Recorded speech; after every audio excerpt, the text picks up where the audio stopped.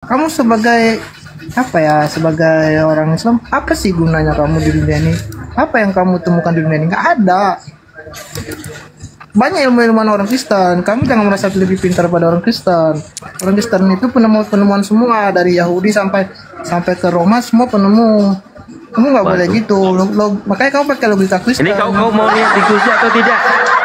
Hah? Kalau tidak niat diskusi kau di bawah. Kalau mau diskusi kau nyimak apa yang kita diskusikan. Kamu kalau mau membahas kitab Injil, kamu harus pakai logika Kristen. Ya, Tafadhol Gurunda. Ya. Ini ada satu makhluk ini. Baik, Saudara Daniel, saya mau minta logika Kristen Anda. Coba Anda jawab ketika saya bertanya. Logika Kristennya ya. Di dalam Matius 16 nomor 20, Yesus berpesan kepada murid-muridnya. Yesus melarang murid-muridnya agar murid-muridnya jangan memberitahukan kepada siapapun kalau dirinya adalah Mesias atau dirinya adalah Kristus. Saya minta logika Anda. Yang Petrus teriakkan kepada orang-orang yang menyalib Yesus bahwa Yesus itu telah dijadikan sebagai Mesias dan Kristus. Apakah itu melanggar perintah gurunya? Di dalam Matius 16, Yesus melarang murid-muridnya supaya jangan memberitahukan kepada siapapun kalau dia adalah Kristus. Pertanyaan saya, Petrus berkhutbah dengan meneriakkan kepada orang-orang Yahudi bahwa yang disalib ini adalah Kristus. Pertanyaan saya, Petrus melanggar larangan Yesus atau tidak? Jawab. Aja. Kamu ada YouTube nggak di situ? Logika Kristenmu saya minta. Iya, saya bicara logika gini ya. Silakan. Kita kan bicara Kristen umum ya, benar nggak? Ya kan? Kamu ada YouTube di situ nggak? Logikamu bang, jangan ke YouTube bang. Logika Kristenmu.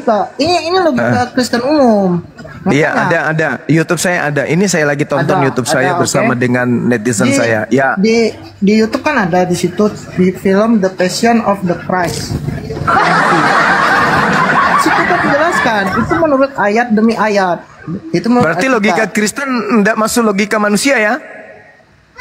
Iya, itu logika semua. Logika gorila maksudnya gitu. Jadi gini, penafsiran kamu dalam Alkitab. Saya tidak sedang menafsir loh. Saya minta Anda menjelaskan ketika Yesus melarang murid-muridnya mengatakan, memberitakan, menginformasikan kepada seluruh manusia. Jangan kau katakan kepada siapapun kalau aku ini adaar Kristus. Tapi di khotbah Petrus sabar.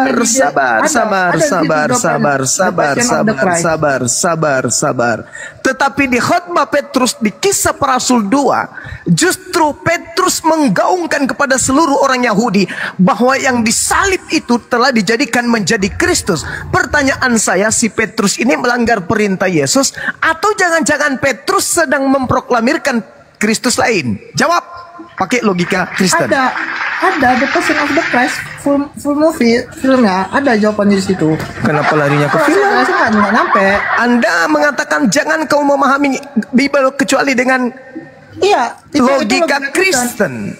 Ya itu logika Kristen. Saya kasih satu materi di mana merangsang logika Anda untuk bekerja. Ketika Yesus mengatakan, hei kalian seluruh murid-muridku, jangan kamu memberitakan kepada orang lain, siapapun itu, kalau aku ini adalah Kristus. Jangan. Pertanyaan saya, Kristus mana yang dipromosikan oleh Petrus? Yahudi harus tahu bahwa Yesus yang kau salibkan itu telah dijadikan menjadi Kristus. Pertanyaan saya, Petrus memberitakan Kristus lain atau Petrus sedang mendurhakai pesan Yesus? Jawab. Iya, jawabannya ada di YouTube. The Passion of the Christ. Ada. Lama? Ada di situ. Bro Daniel sebentar, Bro Daniel. Gini, saya jawab dengan sebuah analogi atau perumpamaan singkat ya. Ketika teman saya datang ke sebuah rumah, bertemu dengan tuan rumah. Teman saya memberikan sesuatu kepada tuan rumah dan yang memberikan itu bilang kepada saya, tolong jangan sebutkan kalau saya memberi ya.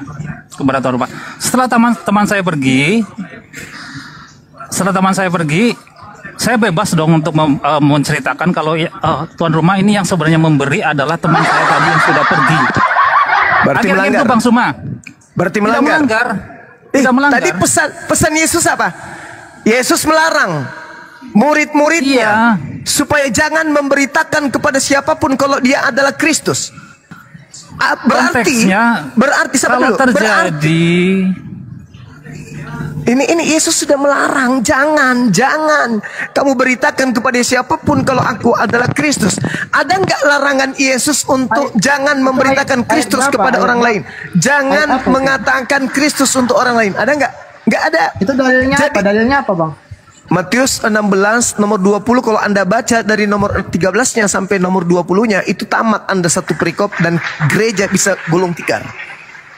Yesus berpesan, jangan kau sampaikan kepada siapapun kalau aku ini Kristus. Jangan, please, jangan. Ya, ini Bang. perintah. Ini perintah. Kalau ini perintah. terjadi sampai diberitahukan pada waktu itu sebelum Yesus terangkat ke surga, akan terjadi suatu hal yang luar biasa. Sedangkan Yesus tidak mengaku sebagai Mesias, sebagai Kristus pun sudah banyak orang yang mengikuti pada waktu itu. Bahkan terjadi sampai 5.000 orang yang mengikuti, 4.000 orang dan sebagainya. Kalau diberitahukan, ini akan sangat menggemparkan pada waktu itu nantinya.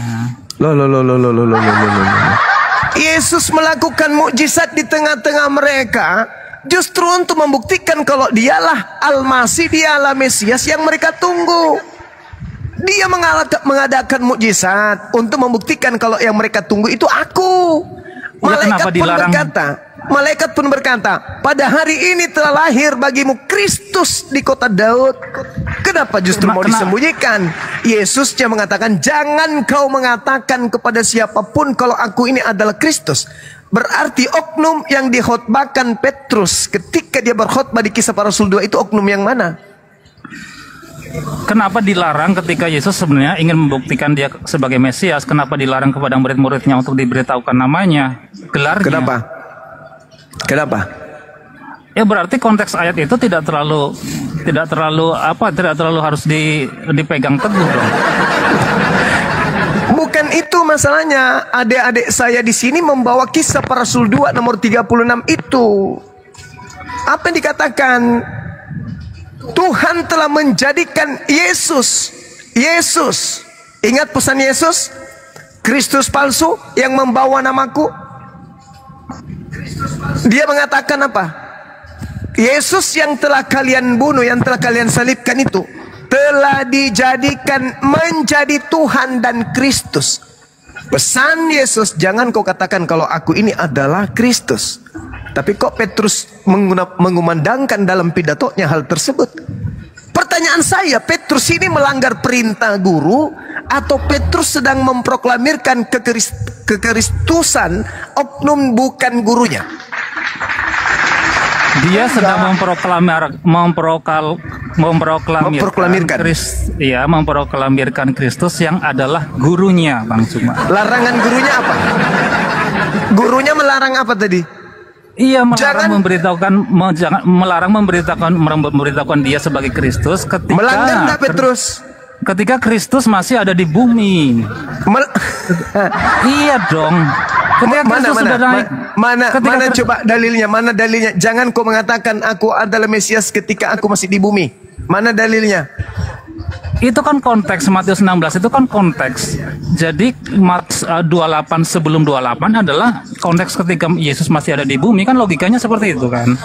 Saudara, ini kalau Anda membaca di dalam pengajaran Matius 16, itu sendiri adalah pengakuan Petrus. Simon Petrus, engkau adalah Mesias, anak Elohim yang hidup. Kata Yesus kepada Simon atau Petrus, apa katanya? Berbahagialah engkau Simon bin Yunus. Ini siapa nih? Siapa ini yang dikatakan? Sebab yang mengatakan itu kepadamu bukan manusia, melainkan Bapakku yang di surga. Dan aku pun berkata kepadamu, engkau adalah Petrus. Dan di atas batu karang ini aku akan mendirikan jemaatku. dan alam maut tidak akan menguasainya. Kepadamu akan kuberikan kunci kerajaan surga. Apa yang kuikat di dunia tidak akan terikat di surga, dan apa yang kau lepaskan di dunia akan lepas di surga. Lalu Yesus melarang Petrus. Petrus dilarang. Petrus, ya paman, jangan kau khotbahkan kalau aku ini adalah Kristus. Kayak gitu. Itu kan kayak gini loh. Ya, itu kan ada di YouTube lagi, film. Gini, Yesus kan datang ke dunia kan bukan untuk bukan untuk dilayani, tapi untuk melayani. Kan gitu. Jadi kalau misalnya dia langsung contohnya datang secara gamblang, ya kan, kalau dia itu dengan kemewahan, dengan yang surga punya lah, kan gitu kan. Gak mungkin, orang pasti langsung kayak, oh dia kan ngetes. Ya itu logika Kristen, kamu bilang itu logika Kristen itu kayak gitu tuh, yang akal-akalan. Pertanyaan saya, yang menerima mandat untuk jangan mengabarkan, mengkhotbahkan, memberitakan, menceritakan bahwa dia Yesus adalah Petrus itu perintah adalah Kristus itu adalah perintah Yesus kepada Petrus.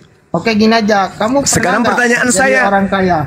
Sekarang pertanyaan saya, saudara, kamu pernah Kristus yang diberitakan oleh Petrus di khotbahnya itu Kristus yang mana? Apakah Kristus yang gurunya atau Kristus yang lain? Diam dulu, aku jawab nih ya. Gini ya, kamu pernah nggak jadi orang kaya? Aku tanya. Alamak. Nah, aku tuh tanya loh. Ada loh. Iya, saya maklum sih, saya maklum. Anda harus begini gayanya, karena mau membalas serangan ini dengan pola apa? Nggak bisa. Enggak. Kamu nggak bisa. Hanya akal sehat yang bisa menerima penjelasan kami. Kamu pernah nggak jadi orang kaya? Terus kamu tiba-tiba sekarang juga saya kaya hati. Iya, kamu kan jadi orang kaya nih, ya kan? Kamu ibaratnya triliuner kan? Kamu menyamar tuh, jadi orang miskin. Kamu punya murid-murid atau punya anak buah. Terus kamu bilang, jangan kasih tahu siapa-siapa ya kalau misalnya kita anggaplah kamu nih Bill Gates ya. Jangan kasih tahu siapa kalau aku nih Bill Gates gitu. Kamu kasih tahu sama murid-murid kamu. Emang itu salah ya? Itu kan buat gini loh, buat ngetes kalau misalnya contohnya kamu ingin mencari domba-domba baru kan gitu kalau orang Kristen. Ya. Masalahnya di sini Anda sedang membangun cerita. Anda sedang membangun cerita kalau Yesus itu adalah orang yang berpura-pura. Kamu tuh nggak pernah jadi triliuner, kamu nggak ngerti ayat itu. Kamu itu nggak. Kamu ini apa hubungannya? Coba saudara. Yesus berpesan kepada Petrus. Yesus berpesan kepada Kristus, kepada Paulus kepada Petrus agar jangan menceritakan kalau dirinya adalah Kristus. Itu logika orang kaya. Kamu nggak bakal nyampe karena kamu tuh nggak pernah jadi orang kaya. Itu makanya susah dijelasin ke kamu. Kalau kamu udah pernah masuk 10 besar orang kaya, bisalah dijelasin ke kamu. Ngomong apa sih ini? Nggak tahu, aku juga bingung nih. Itu kayak gini loh. Misalnya Yesus berpesan agar jangan memberitakan kepada siapapun kalau dia itu adalah Kristus. Pertanyaan saya sederhana. Nubuatan Nabi Daud tentang anaknya, tentang tuannya satu. Tuannya tidak ditinggal. Itu tadi kamu bahas yang jangan ngasih tahu orang siapa-siapa itu. Iya, arahnya di dalam Kisah Para Rasul 2. Ya, itu khotbah Petrus itu. Khotbah Petrus. Itu aja nggak usah bawa ayat lain. Khotbah Petrus mengatakan Yesus yang mereka salibkan telah dijadikan menjadi Tuhan dan Kristus. Dengan kata lain, Petrus kalau menjelaskan bahwa yang disalib itu adalah dia yang berpesan jangan mengabarkan kalau dirinya adalah Kristus. Petrus anak durhaka, dia murid durhaka karena telah melanggar perintah gurunya. Betul? Kamu pernah nggak jadi nomor orang 1 di dunia? Atau nggak nomor 10 besar lah, pernah nggak? Ada nggak manusia kuculuk yang lebih kuculuk dari ini?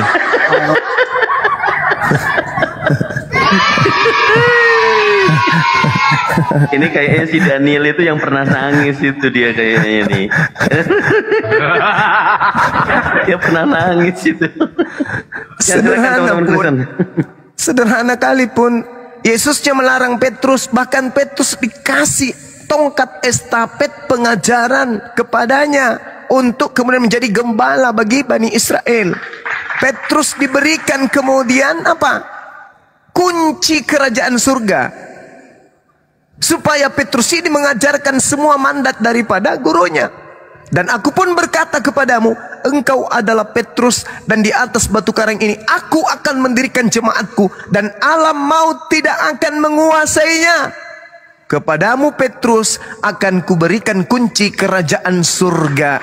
Berarti Petrus tidak akan mungkin yang telah diberikan kerajaan surga, yang telah diberikan kemudian alas daripada tongkat estafet batu karang untuk mendirikan jemaatnya Yesus, membocorkan dan meneriakkan, mengkhotbahkan di depan orang-orang kalau yang mereka salib itu adalah gurunya dan itu adalah Mesias atau Kristus. Agama apa ini yang mengakui bahwa Petrus sedang durhaka kepada gurunya? Agama apa ini? Ajaran apa ini? Kecuali Anda mendudukkan pada koridor yang sebenarnya. Petrus sedang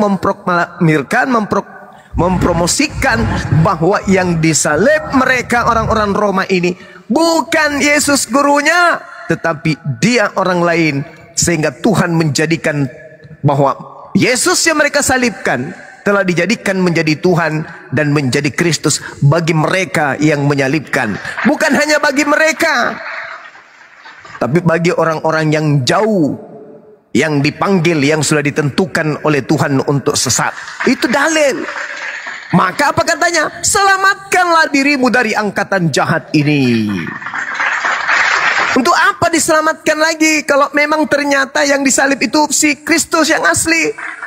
Ngapain mereka harus selamat lagi? Kan sudah berhasil mengkudeta pengajaran beliau. Sudah berhasil kemudian untuk menyatakan bahwa Kristus telah menebus dosa mereka.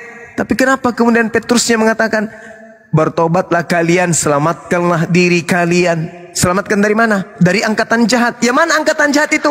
Yang diberi tanda di dalam Matius 12. Angkatan jahat ini minta satu tanda dan tidak akan diberikan satu tanda apapun kecuali tanda Yunus. Sebab Yunus 3 hari 3 malam dalam perut bumi, demikian juga anak manusia 3 hari 3 malam dalam perut bumi.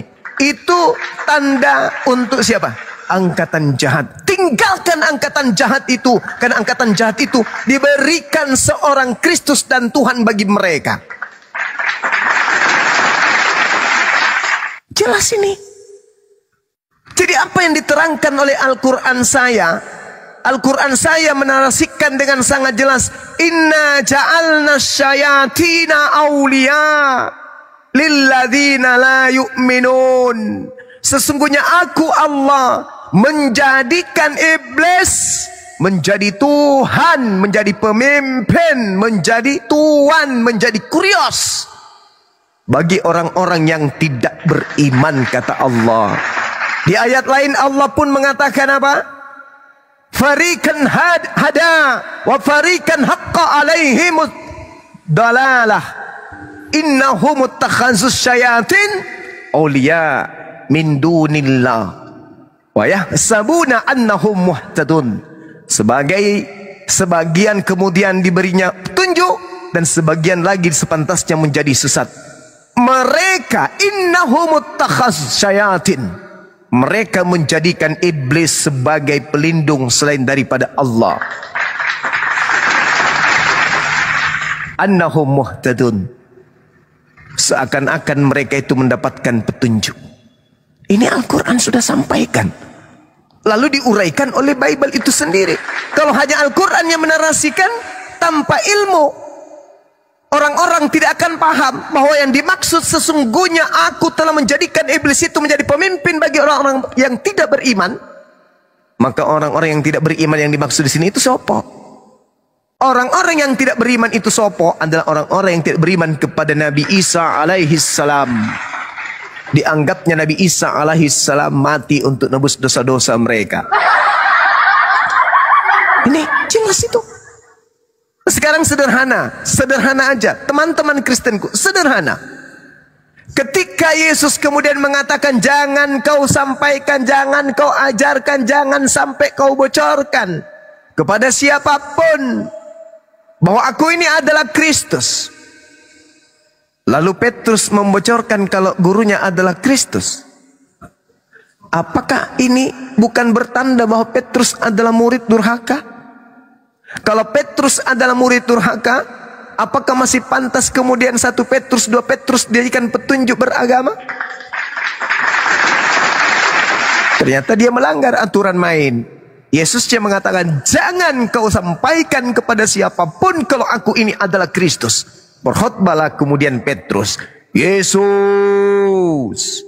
yang kau salibkan itu telah dijadikan menjadi Tuhan dan juga menjadi Kristus. Ini Petrusnya anak durhaka atau gimana sih? Udah dapat perintah jangan kuceritakan kepada siapapun, malah diteriakkan kalau gurunya ini adalah Petrus, adalah Kristus. Jadi gimana solusinya?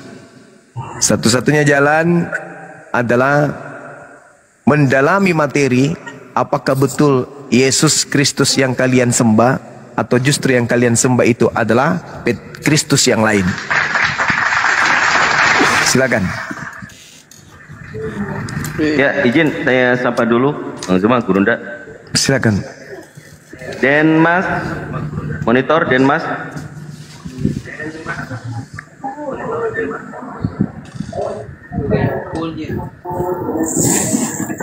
Denmas, monitor Denmas. Selamat malam. Aduh, dapting.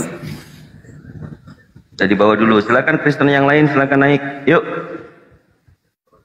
Oke, Azza. Selamat malam Azza. Azza, selamat malam. Bang Azza.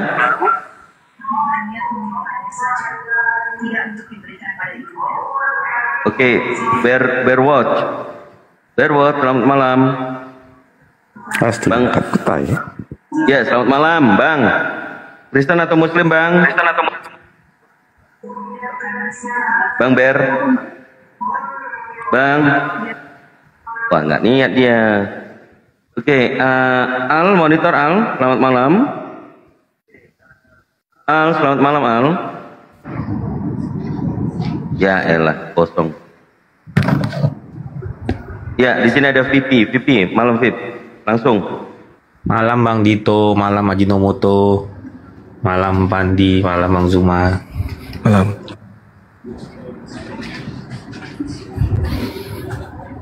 Ya, langsung ditanggapin, VP. Sudah menyimak tadi dari bawah? Iya, saya tadi mau ngelanjutin yang tadi sama Bang Zuma, saya Diki. Ya udahlah, nggak usah curhat. Saya Diki, dibilang kabur. Ya udah, nggak usah curhat. Lanjut. Itu Petrus itu murid durhaka atau gimana itu? Dia menciptakan Petrus baru, Yesus baru itu. Yang durhaka cuma siapa? Yudas. Yang lainnya bagus-bagus. Tapi nggak nyimak. Langsung lanjut. Gununda? Siap. Iya, silakan Bang. Apa yang Anda ingin sampaikan?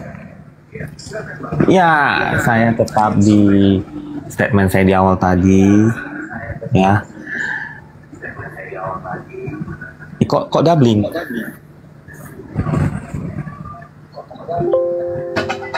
Saya tetap di statement awal saya tadi. Tuhan Yesus anak Maria adalah Tuhan Yesus yang mati di kayu salib, dan Tuhan Yesus juga yang ketemu sama Paulus. Itu satu pribadi, bukan dua. Tadi saya sudah membantah. Salah satunya adalah sesuai dengan perkataan Tuhan Yesus, engkau akan menderita atas namaku. Pertanyaan saya, apakah Paulus menderita atas nama Tuhan Yesus? Iya. Apa faktanya? Dia dipenjara. Orang gila mana yang mau dipenjara karena orang lain? Tak ada. Paulus mau berkorban demi nama Tuhan Yesus. Artinya perkataan Tuhan Yesus itu benar dan Paulus adalah benar. Selesai, clear. Oke. Saya bantah ya. Izinkan saya membantah pernyataan Anda untuk yang kesekian kalinya. Anda ngerti kata celaka? Celaka itu Anda ngerti? Ngerti celaka. Ngerti, oke. Ketika Yesus mengatakan kepada seseorang celaka, orang itu mendapatkan berkat atau celaka? Mendapatkan celaka. Oke, baik. Dengarkan saya. Matius 23 nomor 15, celakalah kamu hai ahli-ahli Taurat dan orang Farisi, hai orang munafik, sebab kamu mengarungi lautan dan menjelajahi daratan untuk mentobatkan satu orang saja menjadi penganut agamamu, dan sesudah ia bertobat kamu menjadikan dia orang neraka dan 2 kali lebih jahat daripada kamu sendiri. Pertanyaan saya, yang celaka ini adalah ahli Taurat, orang Farisi, orang munafik, nyebrang lautan, menjelahi daratan, mencari pengikut, mentobatkan orang. Setelah dia mentobatkan orang yang ditobatkan itu menjadi orang neraka dan 2 kali lebih jahat daripada dia sendiri. Pertanyaan saya, siapa orang ahli kitab, orang Farisi yang menggenapi nubuatan ini sebagai orang celaka? Jawab. Yang memelintir kata-kata itu, yang memelintir ayat Bible. Silakan Anda jawab. Siapa orang Farisi, ahli Taurat, orang munafik yang menyeberangi lautan, menjelajahi daratan, mentobatkan orang, lalu kemudian dijadikan orang-orang menjadi pengikutnya, menjadi orang neraka dan 2 kali lebih jahat? Tolong tunjuk kepada saya siapa yang celaka ini dari ahli Taurat, orang Farisi ini. Silakan.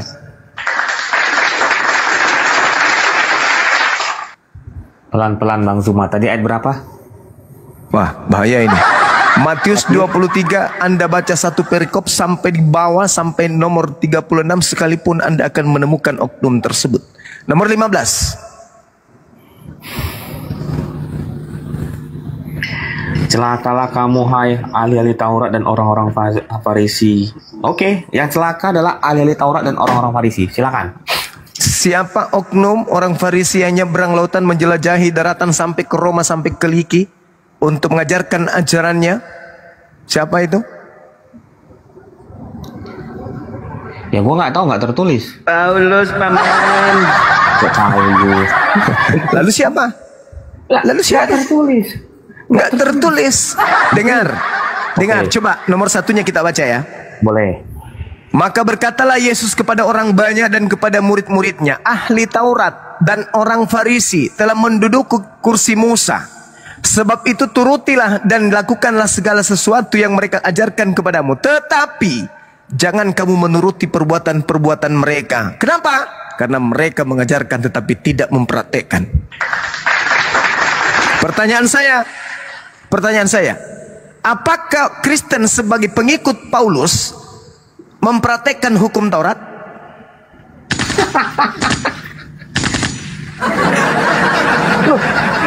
Tidak, Pak, pengikut Yesus. Saya jawab. Ya. Kristen pengikut Yesus menaati Taurat. Buktinya apa? Kristen tahu dari mana Kristen kalau mencuri itu berdosa kalau menurut Taurat. Silakan. Saya ulang lagi.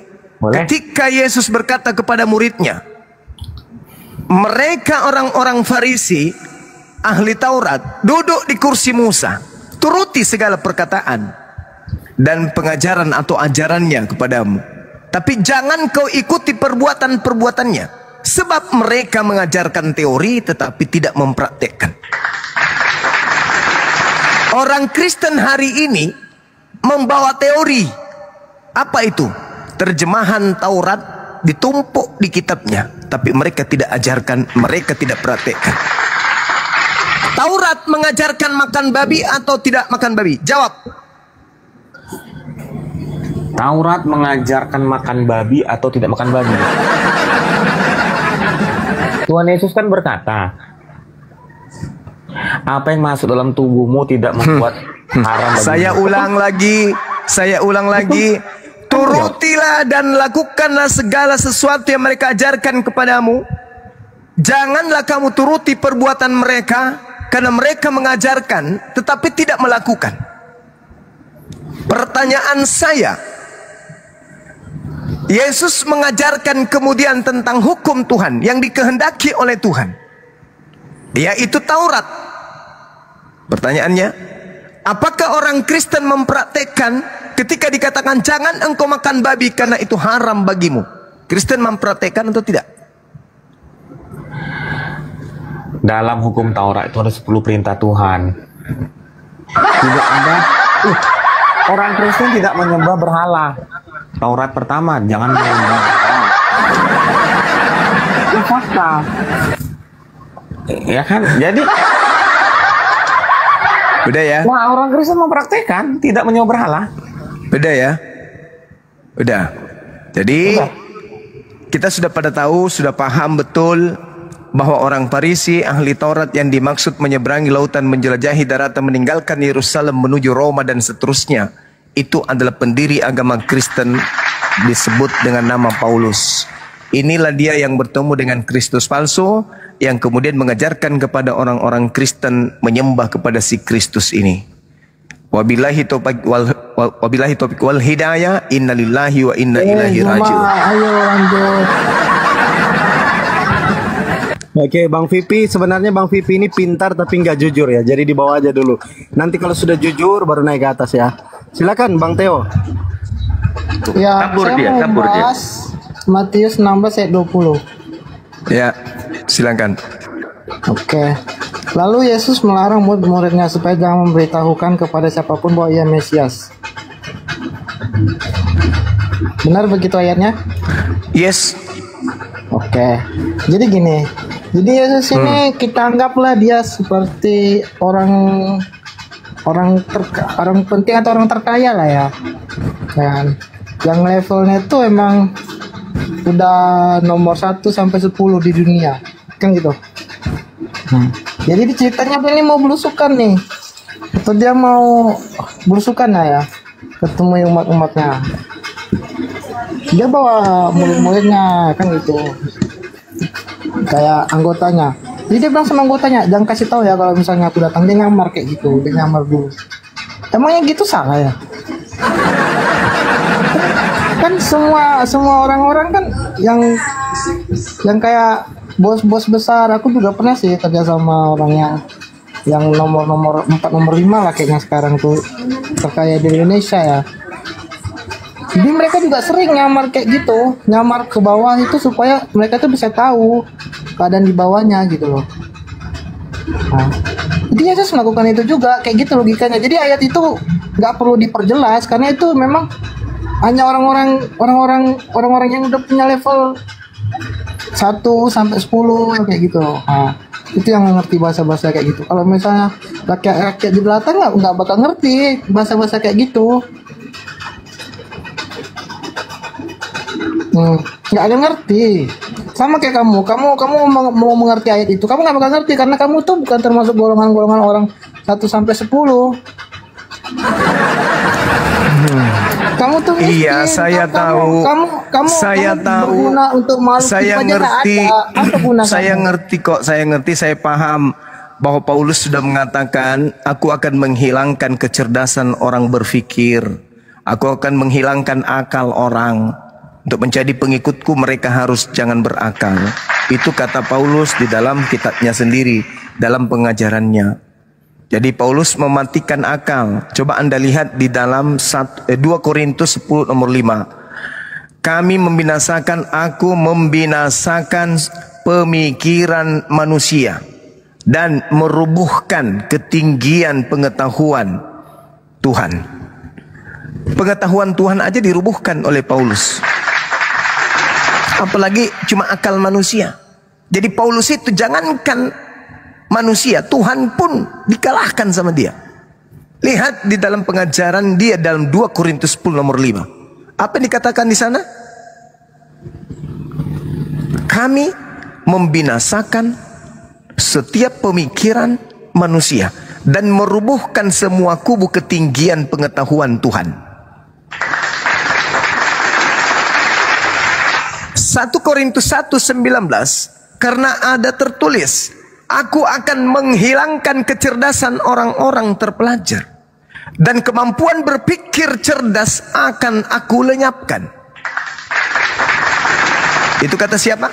Kata Paulus. Jadi wajar kalau orang Kristen itu tidak menggunakan akal. Wajar kalau orang Kristen itu tidak pernah berpikir bila mana mereka menjelaskan tentang keyakinan mereka. Dalil sudah sangat jelas. Yesus melarang muridnya jangan mengabarkan, jangan menginformasikan, jangan memberitahukan kepada siapapun kalau dia adalah Kristus. Jangan. Oke, selesai. Tutup buku. Jangan. Boleh saya tanggapi? Jangan di situ memberitakan kalau dirinya Kristus. Itu larangan atau perintah? Iya, itu kan pada saat itu aja. Nih, ini karena akalnya sudah dihilangkan, kecerdasannya sudah dihilangkan, maka yang muncul cuman akal-akalan. Dalilnya jelas, jangan kau memberitakan kepada siapapun. Kalau kepada siapapun berarti kepada semua orang dan kepada saat manapun. Kepada siapapun jangan, artinya bukan kepada orang yang hari ini saja atau saat ini saja, karena di situ dikatakan kepada siapapun, berarti berlaku untuk besok, lusa dan seterusnya. Sayangnya Paulus sudah menghilangkan akalmu. Boleh saya tanggapin? Sayangnya Paulus sudah mematikan kecerdasanmu. Boleh saya tanggapin? Silakan. Okay. Kepada siapapun, pertanyaannya, jangan kau mengatakan kepada siapapun kalau aku ini adalah Kristus. Bolehkah murid-muridnya menyatakan kalau Yesus itu Kristus esok harinya kepada orang lain? Bolehkah? Oke, saya memakai ukuran kamu ya. Kamu kan mengukur, ibaratnya mendefinisikan bahwasanya jangan yang ada di dalam Matius 16 ayat 20 itu adalah ucapan orang rakyat jelata kan gitu. Jadi rakyat jelata nggak ngerti jangan yang dimaksud dalam Matius 16 ayat 20 itu. Jadi ini yang diceritakan ini bukan rakyat jelata, ini ucapan Yesus kepada Petrus dan ke-11 murid-muridnya. Oke, kamu nomor berapa orang terkaya di dunia? Orang berpengaruh? Nggak ada kan? Nah itu rakyat jelata. Jadi saya definisikan sesuai rakyat jelata gitu aja. Kata Paulus, aku akan menghilangkan kecerdasan orang-orang terpelajar dan kemampuan berpikir cerdas akan aku lenyapkan.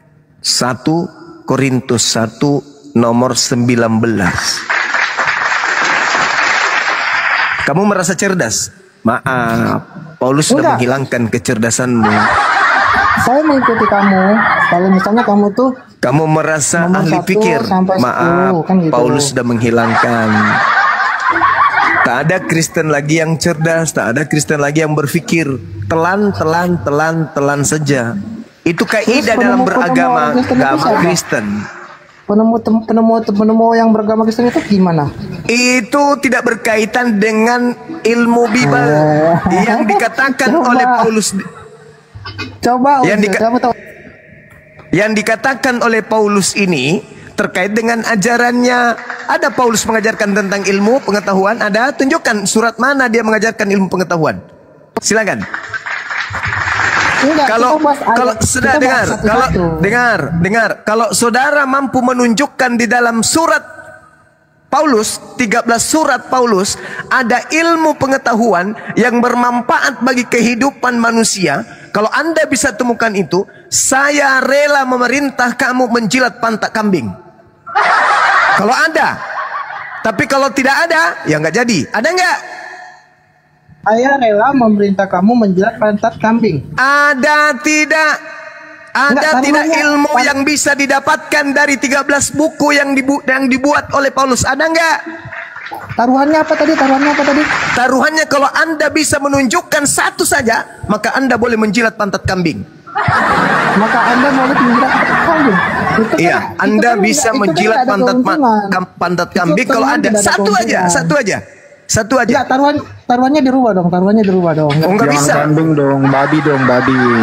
Ya, babi. Kalau Anda bisa menemukan satu saja dari 13 buku yang ditorehkan oleh mimpi-mimpi Paulus pendiri agamamu, maka taruhannya kamu bisa menjilat pantat B2. Silakan. Kalau ada loh ya. Kalau ada. Ada nggak? Misalnya telah ditemukan sungai di bawah laut, ada nggak? Api di dasar laut, ada nggak? Kalau ada, silakan ke belakang rumah Anda, di sana ada B2. Nggak akan ada. Jadi jangan merasa Anda itu cerdas. Paulus sudah mematikan itu. 1 Korintus 1:19. Aku akan menghilangkan, aku akan merusak kemampuan berpikir manusia. Aku akan lenyapkan.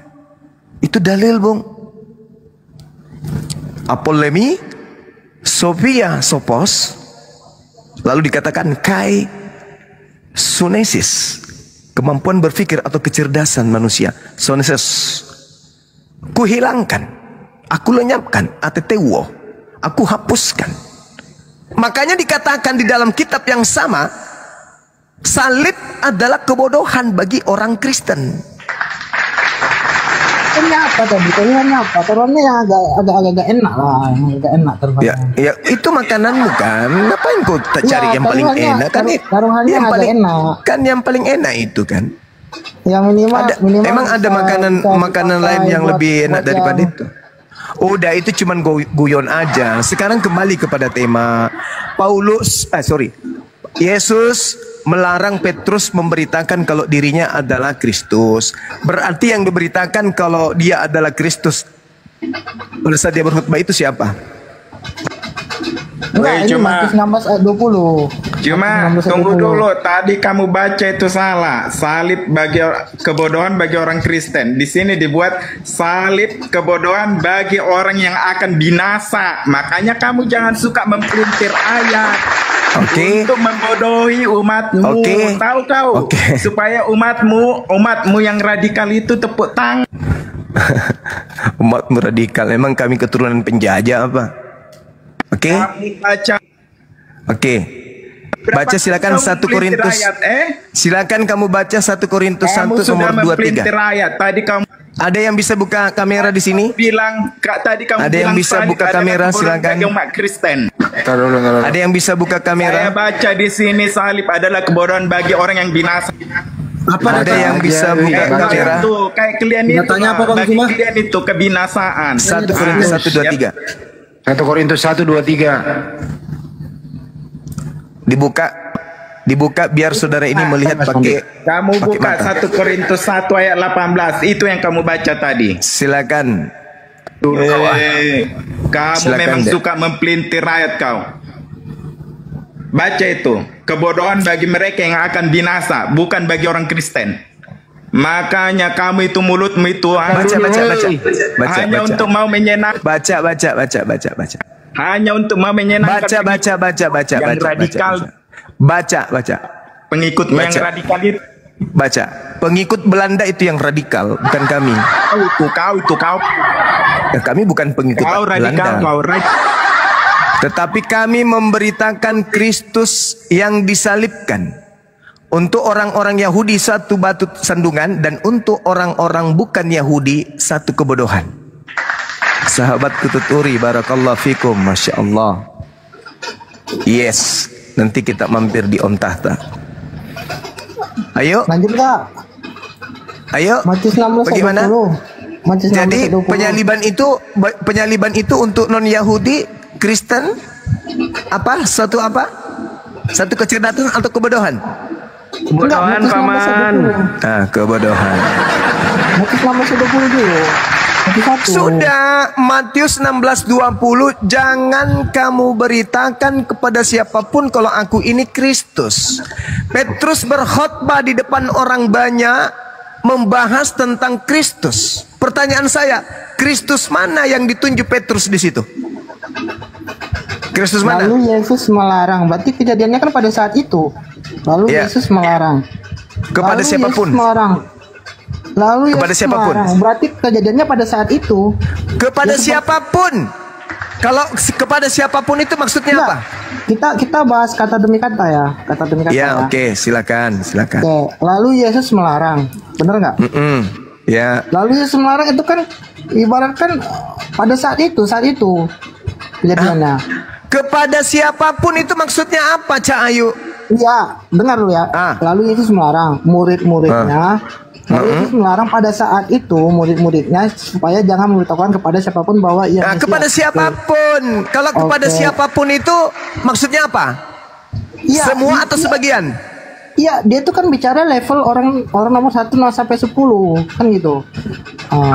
Saya ulang lagi, kepada siapapun itu semua atau sebagian? Semua, Iya, ngerti. Sama siapapun, satu orang pun kecuali orang yang mendengarkan itu tidak boleh tahu. Kan gitu. Tidak boleh tahu. Ya, berarti yang diberitakan itu. Petrus tentang kekristusannya itu, waktu dia berkhotbah itu siapa? Enggak, itu kalimat itu kan cuma kalimat satu kali. Bukan Saya ulang pertanyaannya. Jadi Kristus yang diberitakan Petrus pada saat dia berkhotbah itu Kristus yang mana? Enggak, kamu gak usah ngasih pertanyaan dulu. Kamu harus bahas. Lalu Yesus melarang murid-muridnya supaya jangan memberitahukan kepada siapapun bahwa ia Mesias. Itu yang pertama. Itu seperti gini loh logikanya ya saya jelaskan. Misalnya nih, ada orang nomor 1 di dunia, dia mau sidak ke bawah perusahaannya kan gitu. Dia bawa anggota, dia nyamar. Anggotanya itu diperintahkan diajarkan sama siapa ya kalau dia nyamar. Kan sah-sah aja. Itu kan terjadi di dunia ini. Sama seperti Yesus melakukan hal yang sama. Dia seperti itu. Dia menyamar ibaratnya sebagai contohnya sebagai rakyat jelata, dia supaya orang tidak tahu kalau dia itu sedang itu. Bacain dulu KBBI kepada siapapun, baca Mas Pandi. Enggak. Kepada siapapun kamu artinya apa? Nggak usah itu larinya. Itu nggak masuk konteks. Itu enggak. Itulah saya bilang kita berbicara rakyat jelata dengan nomor 1 sampai 10 itu nggak bakal masuk. Kamu saya tanya, apa yang sudah kamu lakukan untuk dunia ini? Coba saya tanya.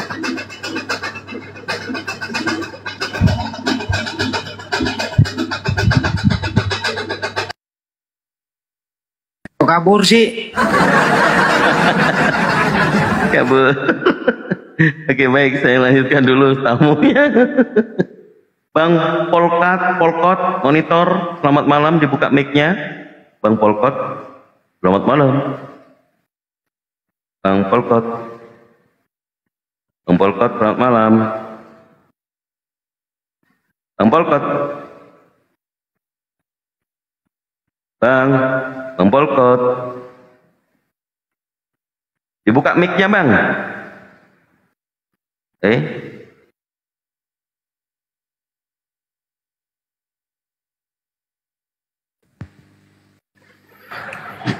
Ternyata artinya kepada siapapun itu tanpa kecuali. Cuma tanpa kecuali baru saya tahu juga. Bertobatlah kau. Kasih ayat Alkitab Juma. Bertobat kau. Ada yang tahu kau. Bertobat kau. Tadi kamu bilang kebodohan bagi orang Kristen itu salib itu. Di situ disebut bagi orang yang binasa. Tahu? Dalilnya tadi. Mulutmu tadi yang bilang kan bagi Kristen kan. Tampilkan lagi suruh baca. Mas Pandi, jangan gitu, santai aja napa. Pelan. Kan mulutmu tadi kan. Pelan-pelan aja napa. Kan? Makanya kalian umat-umat pengikut Juma kalau mau nggak usah emosi napa. Waduh, open cam dia. Ini boleh ini. Nggak jadi on cam dia, botak. Kalau kalian mau sesat, mau ke neraka silakan ikut si Juma.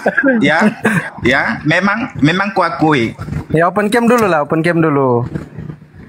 Kalau berani. Memang kuakui adanya Muslim yang baik. Tapi kalau kalian mau Muslim yang jahat, radikal ikut si Juma. Ya open cam dulu lah, biar kita lihat. Tetangga saya ada Muslim tapi baik, bukan kayak kalian itu. Suka kembali ke topik aja udah. Pakai emosi nih. Mau diskusi nggak? Pakai topik apa? Tadi aja saya baca apa yang diskusi aja Om ya baik-baik. Tetapi ini saya bacain ya Om ya. Ya 1 Korintus 1 nomor 23 nih Om. Tetapi kami memberitakan Kristus yang disalibkan untuk orang-orang Yahudi suatu batu sandungan, dan untuk orang-orang bukan Yahudi suatu kebodohan. alias Kristen ayat ya. mulai dari 18. Baca mulai dari ayat 18. Saya yang baca. Baca mulai dari ayat 18. 18-nya Kanda turunkan, Kanda nomor Emang 18. yang Kristen itu disebut. Kristen itu disebut. Dinda Tadi Dito. cuma bilang Kristen. Nomor 18 screenshot lagi, saya screenshot lagi. Nomor 18-nya. Kamu Biar saya, datanya mana? Kamu mempelintir rakyat ya, Cuma. Apa berisik sekali? Jangan ngoceh terus, Bang. Pelintir Apa tadi? apaan? Dalilnya Bang Andi? Udah jelas-jelas non Yahudi berarti 1 Kristen. Korintus 1:18. Tadi dia bilang Kristen. Mulutnya si Jumat. Kalau Kristen non ya. Yahudi Mulutmu itu ya, Jumat. Kristen tuyul. Mulutmu Nih. memang mulut binatang, mulutmu itu. Mulut binatang, tahu kau. Mulutmu mulut binatang. Buka Dinda. Jangan Buka, emosi, Dinda, buka. Paman. Mulutmu Jangan mulut emosi, binatang. jangan. Memang kau lahir dari binatang kau.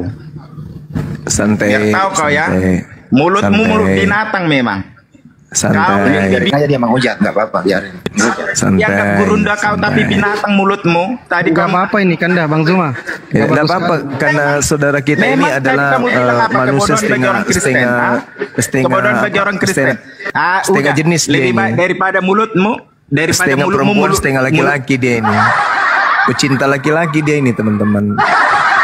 Jadi gini, di sini dikatakan sebab pemberitaan tentang salib memang adalah kebodohan bagi mereka yang akan binasa. Ini saya bacakan nih, ini nomor 18 ini. Sudah banyak Ini 18. Ini 18. yang kau pelintir. Ini yang ke-18. Ini Baru 18 ini. umatmu umat Sebab pemberitaan tentang salib memang adalah kebodohan bagi mereka yang akan binasa. Tetapi bagi kita yang diselamatkan, pemberitaan itu adalah kekuatan Tuhan. kau Nah, menyesatkan. bagi kita Kau menyesatkan. penyaliban itu bagi kita nih, bagi umat Islam, penyaliban itu adalah akan diselamatkan, bahwa pemberitaan itu adalah kekuatan Allah. Kekuatan Allah adalah mampu melepaskan kemudian Nabi Isa alaihissalam dari penyaliban. Sedangkan yang disalib itu adalah orang yang diserupakan dengan dirinya.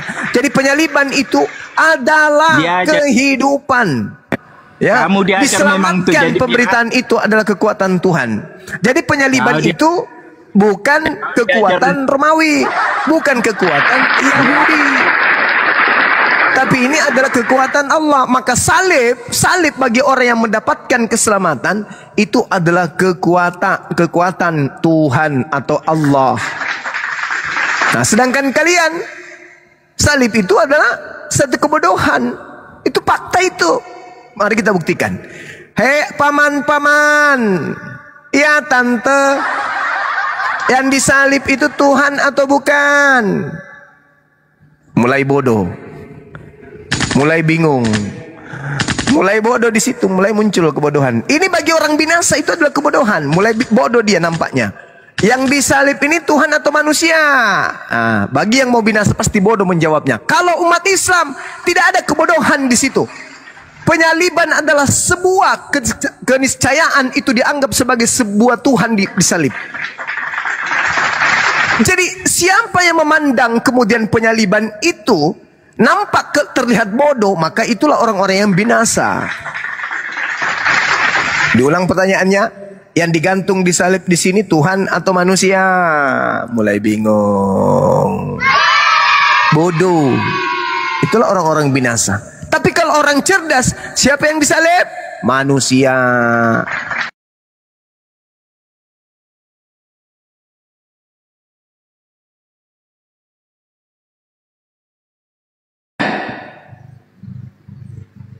Enggak ada.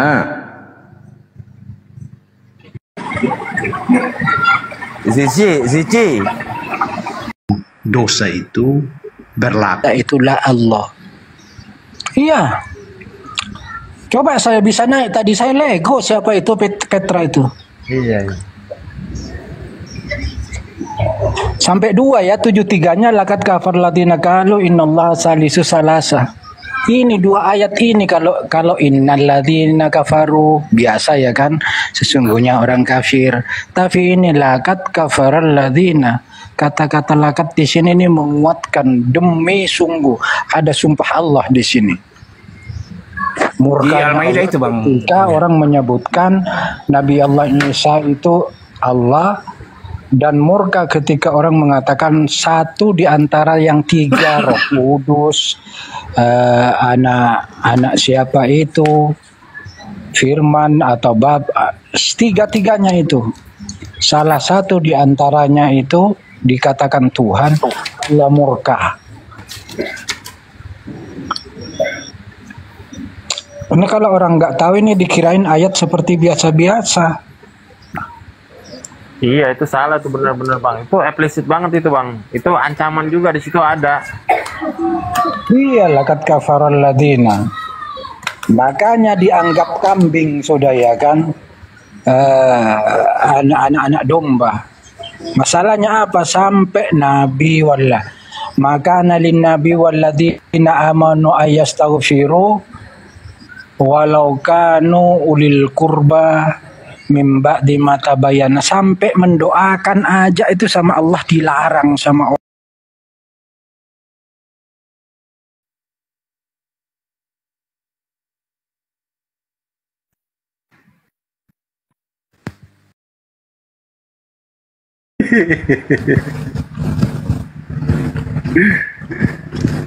Assalamualaikum Bang Juma.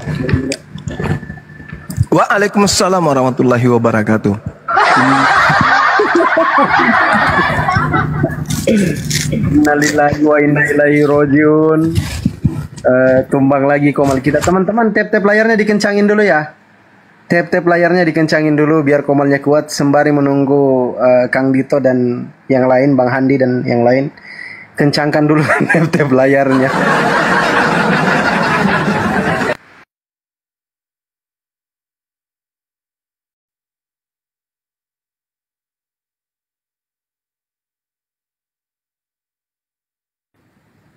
Itu sengaja tadi itu Oten naik. Gak apa-apa. Tap-tap layar cepat, tap-tap layar. Ya silakan yang teman-teman Kristen ya.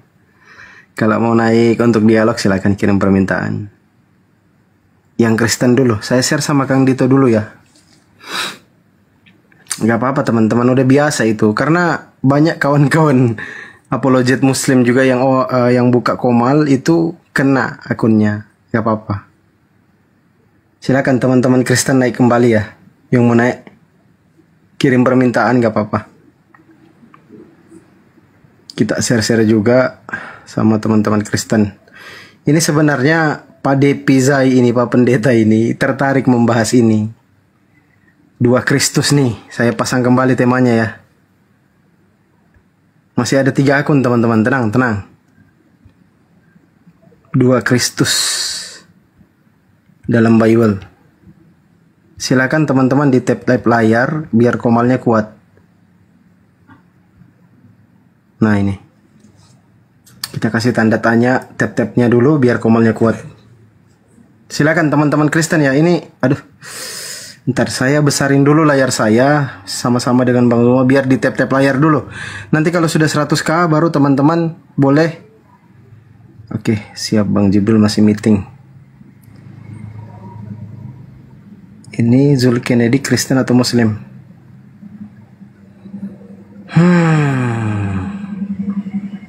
Di tap layar dulu ya teman-teman ya, layarnya biar komalnya kuat.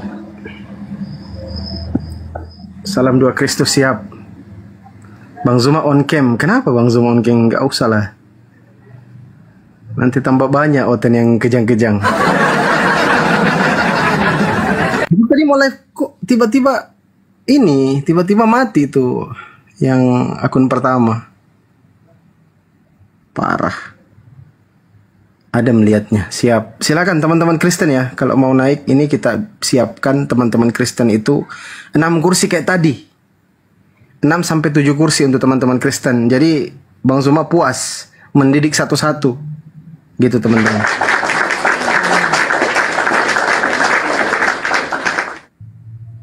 Ayo di tap layar yuk.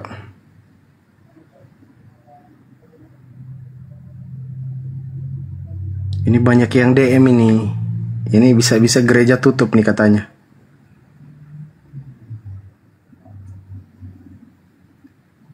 Ini tema ini memang sangat kuat ya teman-teman ya. Sangat sentral, sentrumnya. Jadi Kencangkan dulu tap-tap layar kita. Kita coba naikkan teman-teman Kristen. Silakan teman-teman Kristen. Kalau mau naik dialog, kirim permintaan.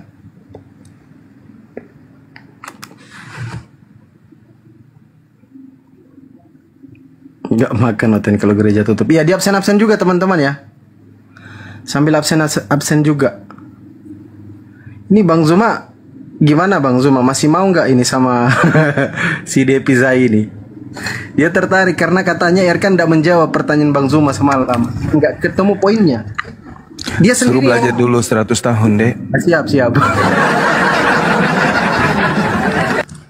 Bahkan Kristen sendiri teman-teman ya, dengarkan baik-baik yang dibawa. Kristen sendiri mengatakan bahwa RK itu tidak menyentuh poin apa yang ditanyakan Bang Zuma semalam. Ini Kristen yang bilang ya. Ini ada chatnya Pak Pendeta Depi. Nggak usah saya spill karena nggak enak, jangan sampai beliau malu lagi nonton di bawah. Makanya sambil tap-tap layar biar komalnya kuat. Silakan teman-teman Kristen juga kalau mau naik. Ini saya besarin Bang Zuma, lawannya 1, 2, 3, 4, 5, 6, 7. Boleh 7 Kristen atau 6 sampai 7 Kristen boleh. Hah? Silakan. 7. Kasih naik sekalian 1 karung. Nggak cukup Kak, nggak. Coba silakan teman-teman Kristen, coba saya naikkan ya, siapa tahu ada teman-teman Kristen nih. 1 karung kata Bang Zuma. Oke, coba kita cari 1 karung teman-teman Kristen. Ini sebenarnya kalau teman-teman Muslim kompak jangan kirim permintaan, kita bisa tahu teman-teman Kristen yang mana yang minta naik. Bang Jelnum Kristen atau Muslim Bang? Saya Kristen. Oke, Bang Fadil JPT Kristen atau Muslim? Oke. Yang lain mungkin ada teman-teman Kristen lain yang berkenan? Bang Jelnum sudah ada 1. Bang Kojo Ijo, oke. Ini aja dulu mungkin Bang Zuma. Sarapan, pemanasan. Iya. Silakan Bang Jelnum. Dari tadi mungkin sudah nyimak di komal saya atau belum? Komal yang pertama? Ya, jadi selamat malam lagi untuk Bang Zuma. Iya. Ini saya baru masuk langsung live. Iya. Bergabung, saya belum ikuti dari awal, jadi coba kita bicara menyangkut hal apa materinya, tentang apa, biar kita tidak keluar dari jalurnya begitu. Nah, ini bagus nih. Silakan host. Ya, jadi Bang Jelnum, ini yang kita sedang perbincangkan adalah ternyata di dalam Bible teman-teman Kristen itu ada 2 sosok Kristus. Bang Jelnum. Ada 2 sosok Kristus. Yang pertama, Kristus yang lahir di kota Daud, Lukas 2 nomor 11. Yang kedua, di dalam Kisah Para Pewarta 2 nomor 36, yang dilantik menjadi Tuhan dan Kristus. Nah, itu 2 sosok yang kita sedang bahas. Nah, pertanyaan Bang Zuma biasanya bertanya kepada teman-teman Kristen, ini yang mana yang diikuti oleh teman-teman Kristen nih? Apakah Yesus yang anak Maria yang lahir di dalam Lukas 2 nomor 11, atau Yesus yang versi lain yang mati tersalibkan dan disampaikan kepada oleh Petrus di dalam Kisah Para Rasul 2 nomor 36 bahwa dia dilantik jadi Tuhan dan Kristus. Iya, lanjut. Silakan Bang, silakan. Iya, jadi ini sebelum saya menjawab pertanyaan dari Bang Zuma atau dari temannya Bang Zuma ini, saya mau jelaskan sedikit bahwa di dalam kekristenan itu tidak ada apa Yesus 2, tidak ada. Yesus itu 1. Yesus itu adalah Allah itu sendiri. Allah itu yang disebut dalam Lukas, kelahiran Yesus Kristus itu yang disebut dalam kitab Lukas. Tidak ada Allah lain lagi yang kita menyembah, khusus kita orang Kristen. Jadi ini satu prediksi yang dibuat oleh Abang Zuma ini untuk memecah belah kita agama Islam dengan orang Kristen. Begitu. Jadi Abang Zuma ini Saya dari Papua, saya khusus orang Papua. Dengar-dengar Bang Suma punya live ini, Bang Suma hanya bicara seenaknya, padahal Bang Suma ini tidak mengerti. Hanya bicara-bicara saja untuk menyenangkan hati Bang Suma dengan orang-orang yang mengikut Bang Suma. Jadi harus memahami Alkitab dengan baik, baru berbicara begitu. Jangan bicara sembarangan. Begitu, oke.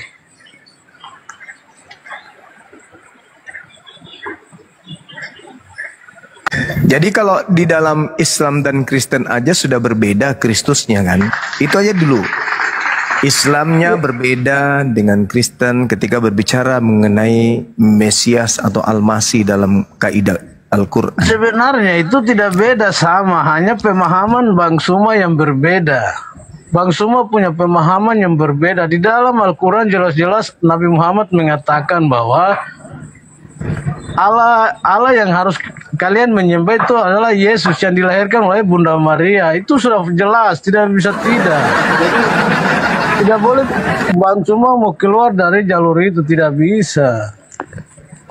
Ketika kita ikut Bang Suma live itu, Bang Suma selalu menjatuhkan, bicara setinggi-tinggi langit, tapi Bang Suma tidak pernah memahami apa itu dari perkataan Yesus. Terus? Jadi iya, itu tidak memahami, jadi selalu berkuar-kuar di dalam live ini tapi tidak mengerti.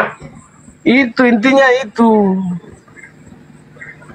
Menurut Yesus akan datang Kristus palsu, betul? Tidak ada kata palsu. Yesus itu adalah Allah yang hidup, yang menyerupai sebagai Yesus. Itu Allah yang hidup. Tidak ada kata bilang itu palsu. Yang palsu adalah kau.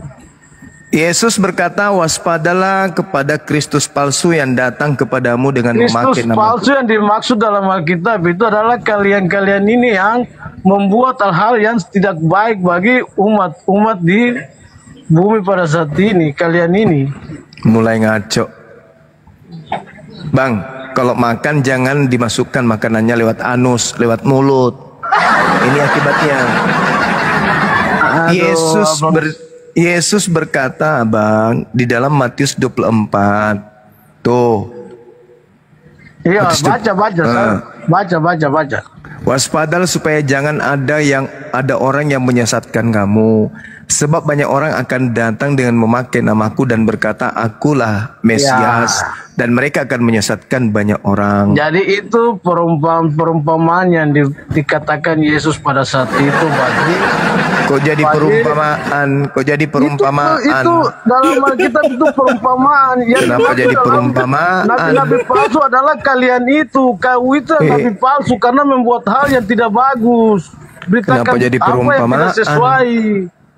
Sudah tertulis jelas kok kalian menambah mengurang. Inilah nabi palsu yang dimaksud oleh Yesus.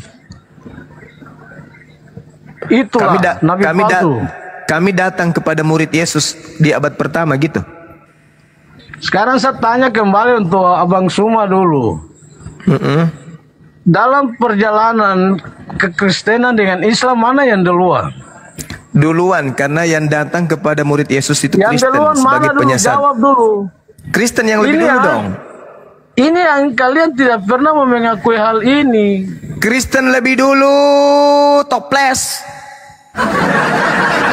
Kau yang toples.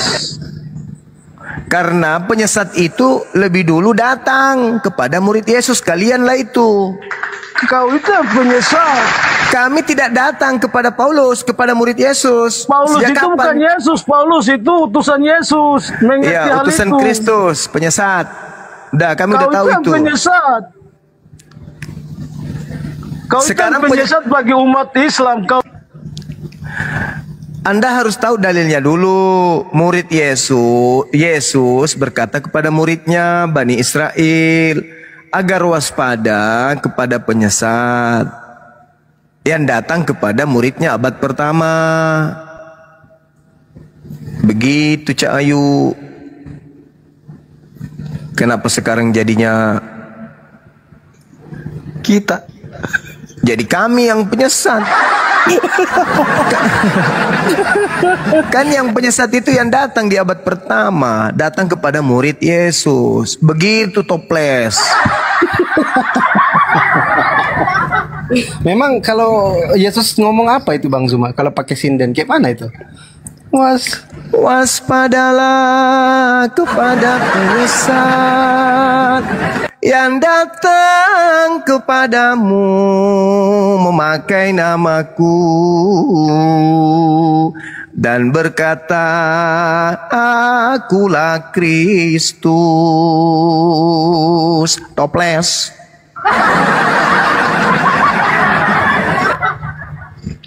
Tahu Ji artinya itu toples? Tahu Ji? Kepanjangannya toples, tahu Ji? Itu tanda apa? Kau yang Toplores. toples.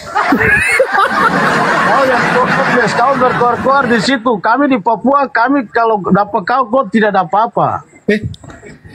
Waduh aja. Berkoar-koar dengan agama orang, kitab orang, kalian punya saya tidak mengerti, baca tidak mengerti. Waduh aja. Aku cinta. Goblok. Anda pun cinta. Sama-sama cinta. Toples. Marah-marah dia. Jadi menurut Bang Jelnum siapa penyesat itu? Woi. Aduh Pace di bawah aja dulu Pace. Yang lain dulu ya. Silakan teman-teman Kristen ya. Astagfirullah. Gini amat ini teman-teman Kristen.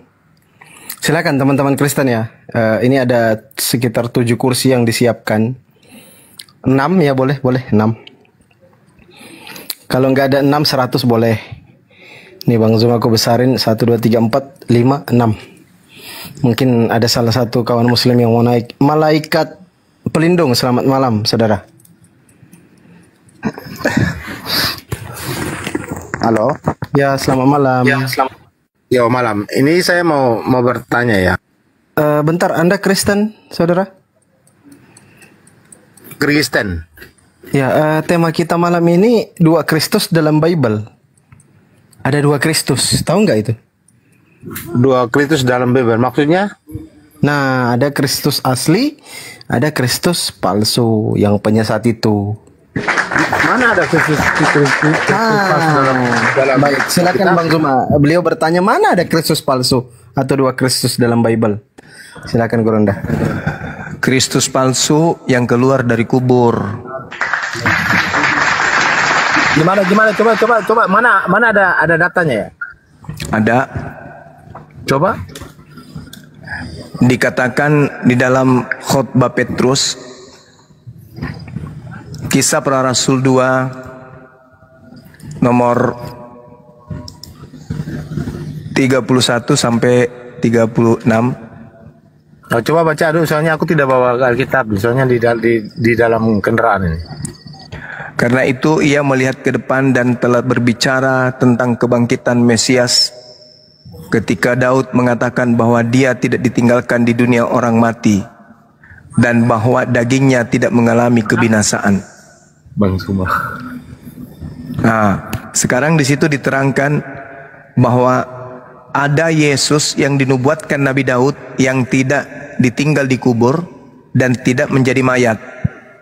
Itu Kristus yang mana itu? Yang tidak mati, tidak ada di kubur. Itu benar ada tertulis benar Alkitab, saya cek dulu ya. Soalnya Alkitab tidak Ya.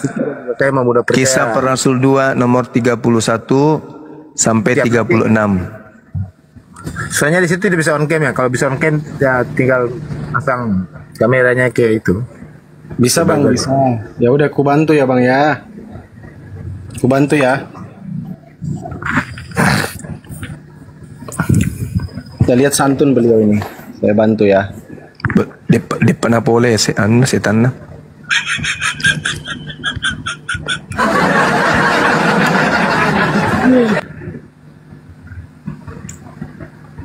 Udah bisa dibuka bang di handphone kawannya kali. Kalau bisa dibuka silakan dibuka, kalau enggak aku bantuin. Nih. Kisah Para Pewarta 2 nomor 6. Karena itu ia telah melihat ke depan dan telah berbicara tentang kebangkitan Mesias atau Kristus. Ketika ia mengatakan bahwa dia tidak ditinggalkan di dalam dunia orang mati dan bahwa dagingnya tidak mengalami kebinasaan.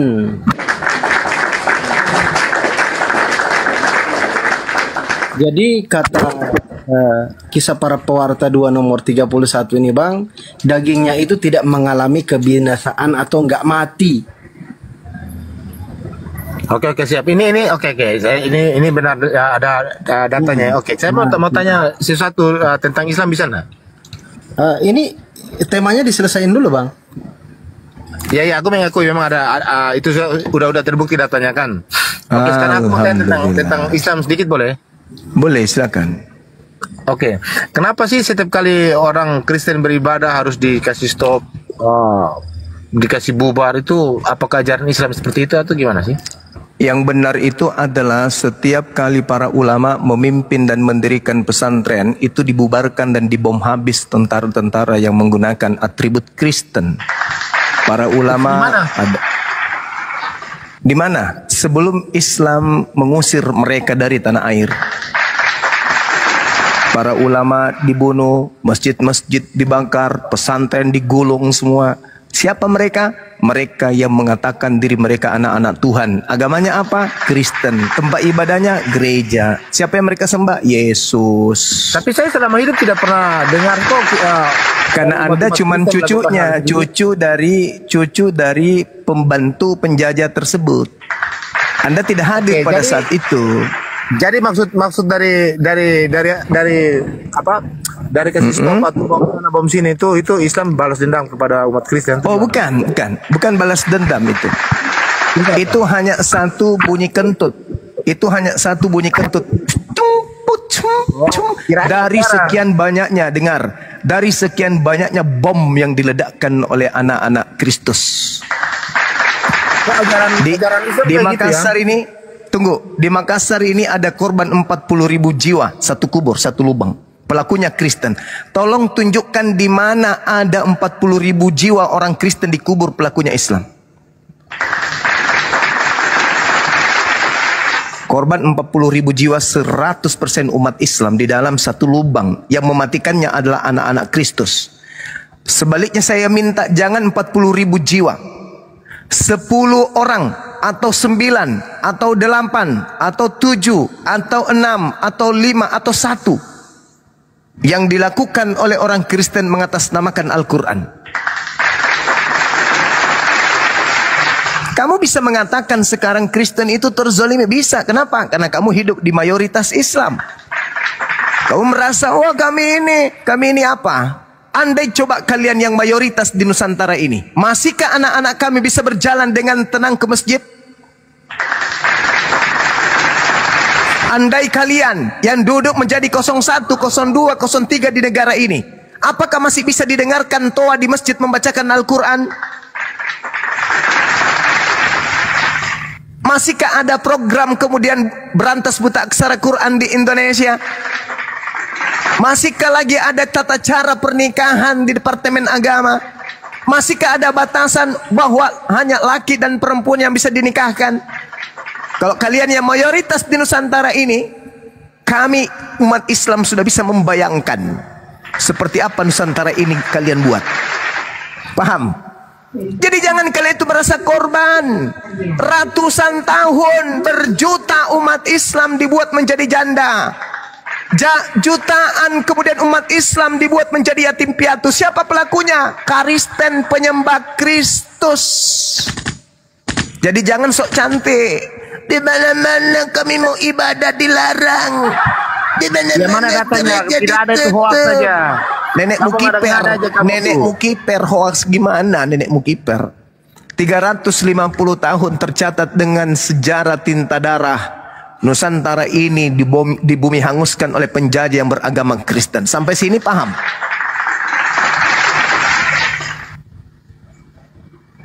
Kalian lahir ingat para penjajah, Kalian lahir bukan dari keringat para pejuang. Aku cuki ngana. Ngana cuki. Saya ulang lagi, kalian lahir dari keringat para penjajah. Kami hadir dari keringat para pejuang. Masih mau kau datang besok? Warna dia. Santai bro, santai. Santai. Jangan emosi. Bang Suma ini. Sengal dong.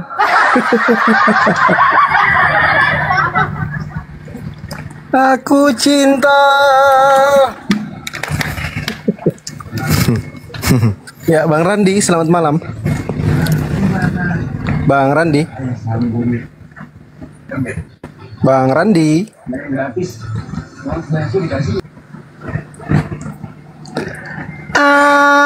Aku cinta tertatang datang dan kamu pun cinta tertatang tang dung dang dung dung. Aku cinta Kristus, kamu cinta Kristus, sama-sama cinta Kristus. Tapi bedanya Kristusku anak yang suci, Kristusmu orang terkutuk cahayu.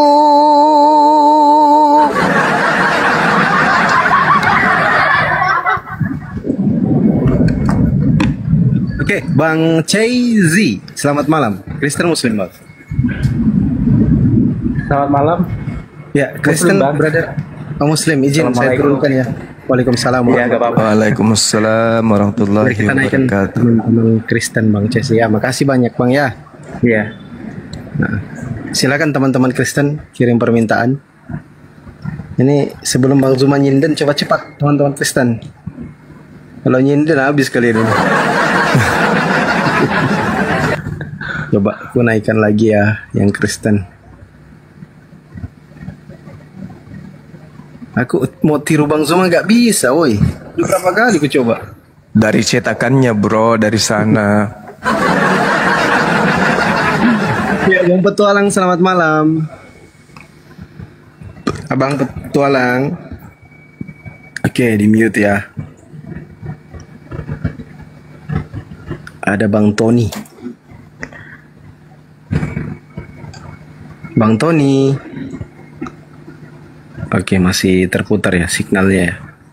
Silakan teman-teman Kristen nih, ada beberapa kursi disiapkan untuk teman-teman Kristen biar bisa belajar, biar bisa memahami, biar bisa pintar. Kalau di Komal Muslim itu teman-teman Kristen nggak usah belajar 100 tahun sampai 200 tahun ya. Cukup 1 bulan, paling lama 1 bulan tuh. Kalau mau teman-teman Kristen pintar, itu cukup 1 bulan. Paling cepat seminggu, insya Allah seminggu cepat. Silakan yang Kristen kirim permintaan. Digaransi, yang penting naik sini bawa hidung. Ya dong. Tanda-tanda orang yang di Komal Islam tidak bawa hidung, tidak ada oksigen masuk di otaknya. Otak nggak berfungsi. Iya dong. Bagaimana mau masuk CO2 di dalam otak kalau nggak bawa hidung? Benar nggak? Betul. Nah, gitu dong. Jadi syaratnya bawa hidung ke sini. Ada Marno, kita naikin Marno. Sama promosi wisata rumah Hobbit kan. 25k per hidung. Kan biasanya per kepala, per hidung. Datang orang itu. Pak. Datang orang itu nawar. Pak, bisa nggak kurang? Dijawab sama pegawai regis. Bisa aja bu. Yang penting hidung dikurangi 1 lubangnya. Tawa dia kan. Jadi nggak jadi dikurangin. Oke, kita sapa lagi, ada Bang Marno. Selamat malam Bang Marno, silakan mikrofonnya dibuka. Mungkin beliau salah satu. Bang Marno, panggilan kedua untuk Bang Marno. Hati-hati panggilan ketiga itu Bang, biasanya ada letusan. Bang Marno, panggilan ketiga. Woi. Nah itu. Udah gue bilang kalian. Kaget Bicara semua, kok bosku, bicara Ki. Kaget semua. Oke, Bang Anur, selamat malam. Kristen Bang. Assalamualaikum. Waalaikumsalam. Ada yang mau disampaikan? Bang Suma. Iya. Salam kenal Bang Suma. Iya keren. Selamat ya semalam. Iya. RK kocar kacir. Alhamdulillah. Salam kenal dari Karawang Bang.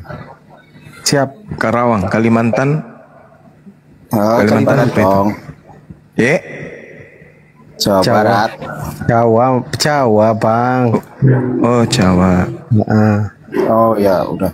Oke, makasih Bang. Kita naikkan Kristen. Makasih, sama-sama ya. Assalamualaikum warahmatullahi wabarakatuh. Waalaikumsalam. Waalaikumsalam warahmatullahi wabarakatuh. Nah, ini ada Bang Zuma, ini ada adik kita dari Kristen ini. Adik kita ini pengen belajar tentang dua Kristus di dalam Bible. Silakan Dek Levan, selamat malam.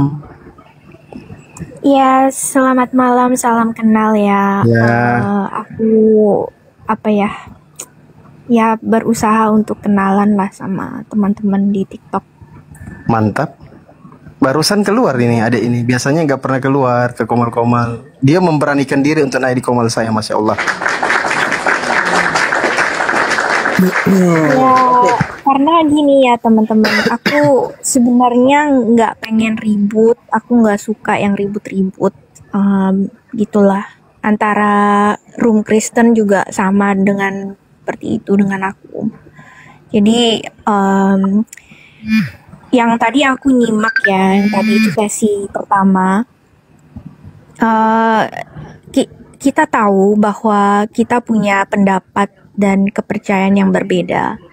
Namun ini pribadi dari aku ya, sebagai seorang Levan, aku tidak bilang semua orang Kristen atau Katolik itu pemikirannya sama persis seperti aku.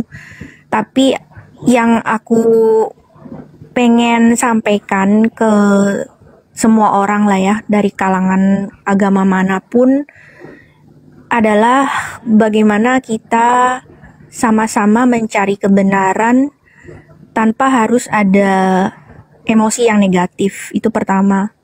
Karena ya jujur aja dengan cara seperti itu akan lebih mudah untuk kita saling menyampaikan apa yang jadi alasan atau kenapa kita itu percaya A atau B. Jadi aku sendiri juga udah mulai sering nonton live-nya Pak Abu Marlo. Kalau kalian tahu, Pak Abu Marlo itu kalau nggak salah tiap pagi dia live sama teman-temannya, dan mereka itu bahas tentang kejiwaannya manusia dan juga apa hubungannya dengan kebenaran dalam beragama.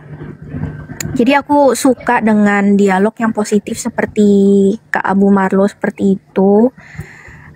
Dan aku juga pengen beri apresiasi ya kepada teman-teman yang ya kayak Bang Zuma dan Fandi, juga sama siapa itu Mbak Uni Rifa.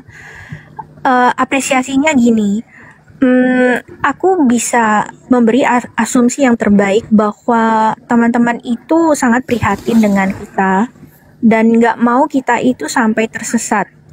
Dan itu saya terima sebagai sesuatu yang ada niat baik di sana. Namun aku juga pengen teman-teman tahu, dan ya kayaknya teman-teman udah tahu lah ya, bahwa kita pun ada perasaan yang sama kepada teman-teman, bahwa kita juga nggak mau teman-teman itu tersesat gitu.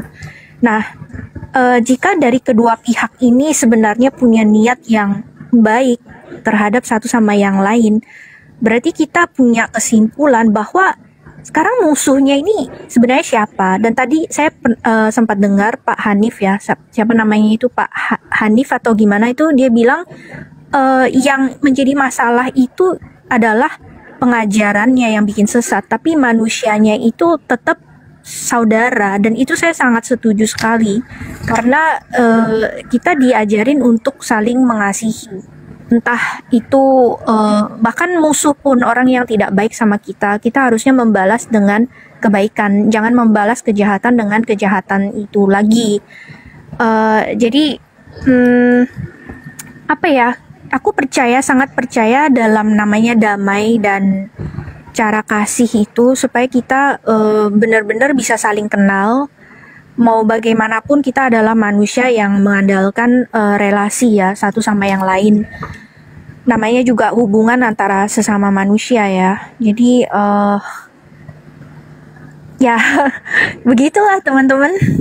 Itu aja sih yang aku pengen sampaikan, dan seperti yang aku pernah sampaikan di roomnya Fandi tahun lalu, aku pengen minta maaf ya kepada semua orang kalau ada yang bawa-bawa nama Tuhan tapi kelakuannya itu justru tidak mencerminkan nilai-nilai atau sifat yang ketuhanan itu ya. Contohnya damai, kasih, seperti itulah ya.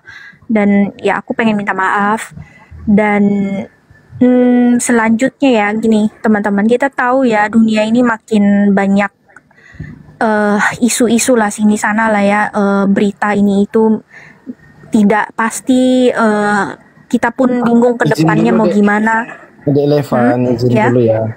Saya tadi tangkap poinnya bahwa masing-masing dari kita ini kan prihatin ya, kasihan terhadap saudara-saudara kita yang sesama manusia tetapi mengikuti ajaran yang bukan ajaran dari Tuhan yang benar.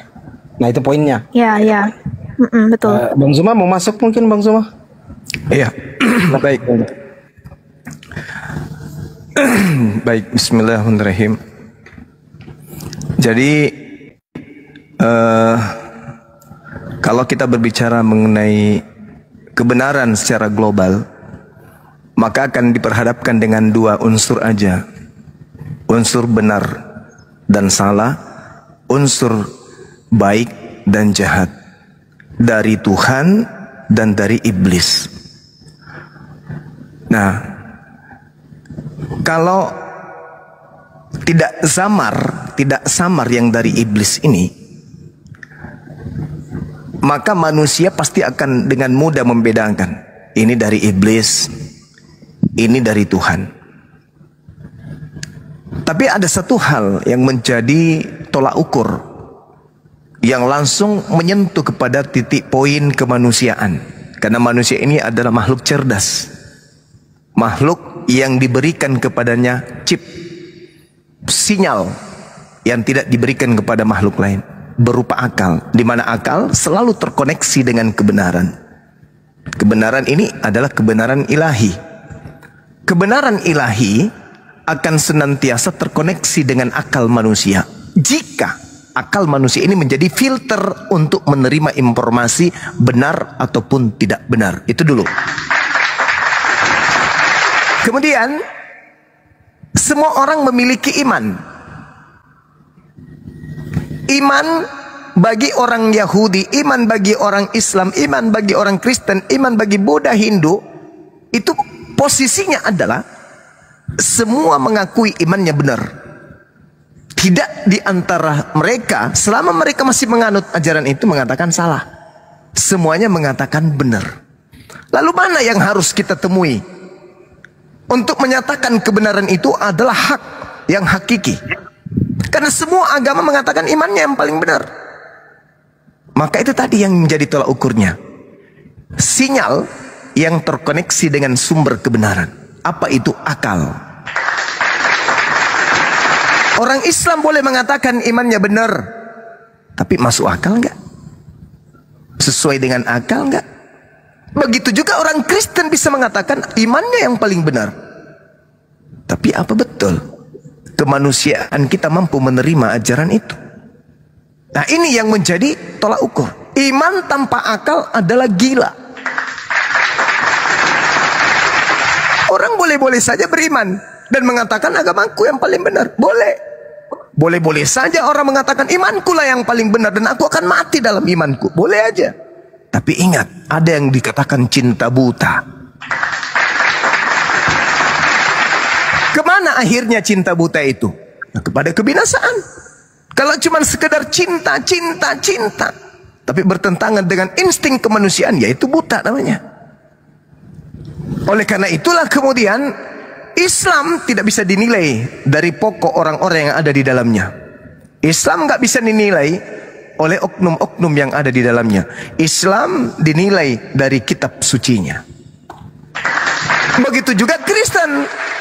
Kristen jangan dinilai dari oknumnya, tapi dinilai dari kitab sucinya. Kenapa? Karena kitab suci ini adalah torehan dari kalimat-kalimat langit. Kalimat langit adalah kalimat Tuhan. Kalimat Tuhan tidak mungkin salah, karena Tuhan itu maha tahu. Jadi kalau ada kitab yang selalu dikoreksi, selalu direvisi, udah ketahuan dong, itu tidak bersumber dari Sang Yang Maha Tahu. Kenapa? Karena dia butuh koreksi dan revisi serta perbaikan, bukan dari Tuhan.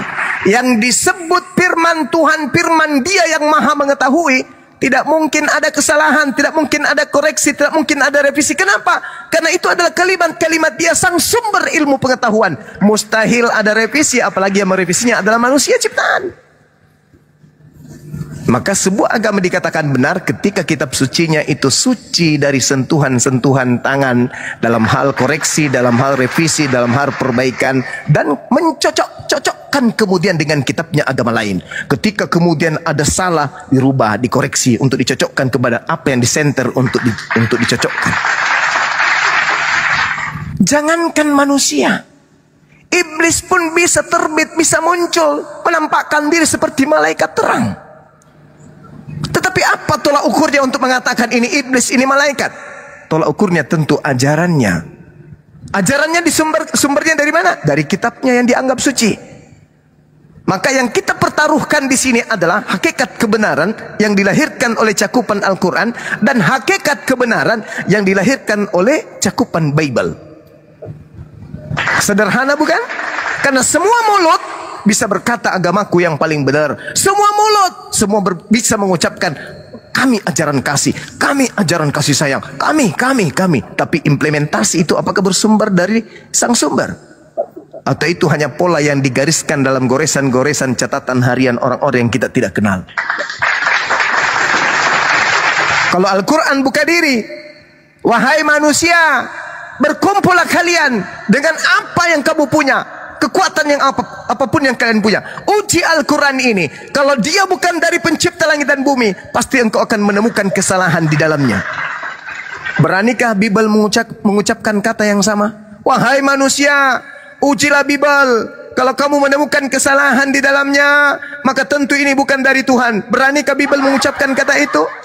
Hari demi hari, lembaran Bible, baru dibuka lembaran pertama, sudah nampak kesalahan yang tidak rasional.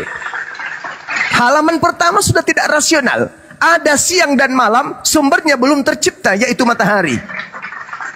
Bisa diterima oleh akal? Tidak bisa. Maka itu tertolak bagi orang-orang yang berakal. Tapi orang yang cinta buta, apapun diambat. Nah ini, karena iblis itu pintar sekali kemudian mengolah data, mengolah penyampaian, menolak bisikan, sehingga dia berhasil. Iblis tidak dikatakan kemudian iblis kalau dia tidak menyesatkan. Penyesatan tidak disebut sebagai unsur iblis kalau penyesatan itu tidak meratakan orang-orang yang tidak berakal untuk menjadi pengikutnya. Sederhana. Bahwa tolak kebenaran itu kembali kepada kitab suci masing-masing. Kristen mengatakan kami orang benar, kami anak-anak Tuhan, kami kasih. Oke, silakan. Tapi dasar kekristenan ini ditopang oleh apa? Bible. Kita uji Bible-nya. Karena siapapun orang yang tidak beragama sekalipun, beliau bisa nampak seperti orang benar. Kenapa? Karena pada diri kita prinsipnya adalah sifat-sifat ilahi itu terbias, tercerminkan kepada manusia. Makanya kita disuruh untuk menjadi pemimpin di atas muka bumi. Kenapa? Serpihan-serpihan sifat Tuhan itu ada pada diri manusia. Bisa jadi pemimpin, bisa menciptakan, bisa berkarya, bisa menangkap kemajemukan informasi, bisa menentukan objek-objek, dia bisa menilai, dia bisa mengatakan 1, 2, 3, ini warna hitam, ini warna putih. Makhluk lain tidak. kebenaran yang dijalankan, yang dipraktikkan ini berdasarkan firman Tuhan. Karena orang tidak beragama pun bisa menunjukkan hal seperti itu. Ya, karena sekali lagi saya katakan bahwa kebenaran sebuah agama bukan dilihat bagaimana santunnya orang berbicara, bukan dilihat bagaimana orang itu bermanis ria. Kebenaran sebuah agama ditorehkan oleh kitab sucinya. Saya kira begitu, sederhananya begitu. Silakan.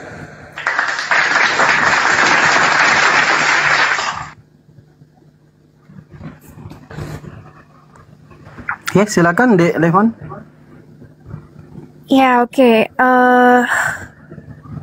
Memang kita sebagai manusia di dunia ini, memang kita terekspos ya dengan berbagai macam kitab-kitab dari berbagai macam agama, dan di dalam agama itu pun juga terdapat berbagai varian aliran ya.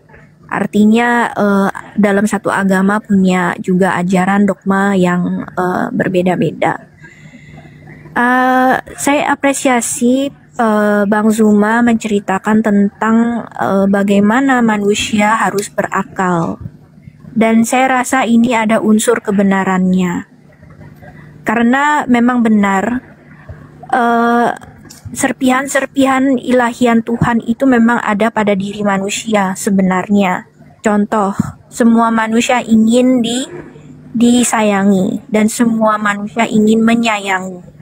Cuma caranya itu seringkali yang tidak tahu atau tidak mampu dipraktekkan. Contoh, kita ambil fakta sederhana. Ketika kita punya konflik dengan teman atau keluarga, mampukah kita memaafkan, saling memaafkan dengan benar-benar memaafkan? Ucapannya terdengarnya gampang ya, tapi dalam realita kita melihat bagaimana banyak kasus di hukum di sana ya, di penjara sekalipun itu sebenarnya konflik karena tidak mampu memaafkan, gara-gara tersinggung atau apa dan melakukan hal-hal yang jahat. Jadi kita backtrack tadi yang aku bilang ya, akal sehat manusia yang juga punya serpihan unsur keilahian Tuhan. Fakta yang paling dominan adalah kita sebagai semua manusia ingin menyayangi dan ingin disayangi. Namun kenapa nyatanya di dunia ini di penjara ya, itu pastinya di dalam sana itu semua orang campur aduk, berbagai agama apapun aku percaya itu ada di dalam sana yang terlibat dalam perbuatan kejahatan yang basically mereka seperti itu karena tidak bisa memaafkan. Kalau bisa memaafkan ya harusnya damai, nggak perlu harus terjatuh dalam sebuah izin bentar ya. Saya kalau bisa saya sapa dulu, kebetulan ada beberapa teman Kristen. Ini kita kan buka komal untuk dialog, untuk diskusi, untuk menguji kebenaran yang disampaikan oleh pihak manapun, termasuk Adik Levan. Kalau Adik Levan misalkan punya kebenaran yang mau disampaikan, mari di sini kita uji dengan dasar iman, yaitu kitab suci. Sebelumnya izin sapa dulu, mungkin ada teman-teman Kristen di atas ini yang mau dialog, biar bisa kita kembali ke topik, ke tema. Gimana? Boleh kan? Benar. Assalamualaikum, Cep. Waalaikumsalam. Dulu Bang Owen, selamat malam. Bang Owen Kristen ya? Silakan dibuka mute-nya Bang Owen. Ya, selamat malam Kristen. Ya, selamat malam. Salam kenal, salam toleransi Bang ya. Bang Rostrom, selamat malam. Apa kabar? Selamat malam, kabar baik. Terima kasih sudah dinaikin. Baik, Bang Rostrom, baik. Oke, ada Bang Jose, Kristen atau Muslim Bang Jose? Saya kebetulan Katolik saya. Ya, Pak Jose izin di mute dulu ya. Nanti sebentar kalau teman-teman dikasih kesempatan untuk ngomong, boleh ngomong. Bang Soid monitor ini. Silakan Bang Soid. Lanjut dulu Bang. Bentar lagi 3 menit lagi Bang ya. Lagi ada apa bentar Bang ya. Mute aja lah ya. Ya. Jadi untuk teman-teman Kristen nih ada kan 1, 2, 3 ada 5 orang teman-teman Kristen. Mari kita uji. Kita kan kebetulan lagi buka tema nih, 2 Kristus dalam Bible. Teman-teman Kristen udah pernah nggak pelajari ini? Tema ini. Ada 2 Kristus di dalam Bible. Kalau butuh pemaparan nanti biar bisa dijelaskan secara rinci, secara gamblang oleh guru kita Bang Zuma. Nanti teman-teman Kristen menyimak, setelah disimak ditanggapin aja ya. Bang, kamu dulu. Nanti setelah dijelaskan, teman-teman Kristen disanggah atau ditanggapi. Silakan mungkin Bang Zuma untuk menerangkan. Ya baik.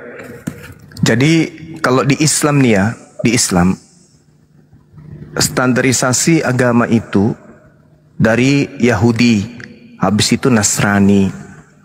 Yahudi pengikut Nabi Musa alaihissalam, Nasrani pengikut Nabi Isa alaihissalam. Kemudian ada Kristen. Kristen ini yang berasal dari pengajaran Paulus berdasarkan Kisah Para Rasul 24 nomor 5. Yesus di mana posisinya? Yesus sendiri adalah menurut pengakuannya di dalam Matius 15 nomor 24 seorang nabi rasul yang diutus kepada Bani Israel. Diutus kepada Bani Israel tok di dalam Matius 15:25 itu. Aku diutus hanya kepada domba yang sesat dari umat Israel. Ya, 15:24. Nah, kemudian ada juga Kristus yang meminta supaya seluruh bangsa menjadi pengikutnya. Dari sini muncul kemudian kedewasaan berpikir, pemahaman bahwasanya Yesus yang tadi hanya untuk Bani Israel tok saja, sedangkan Yesus yang keluar dari kubur ini minta agar seluruh manusia menjadi pengikutnya. Untuk apa pengikut ini? Kenapa harus manusia mengikuti dia? Ternyata manusia diminta untuk menuhankan dirinya.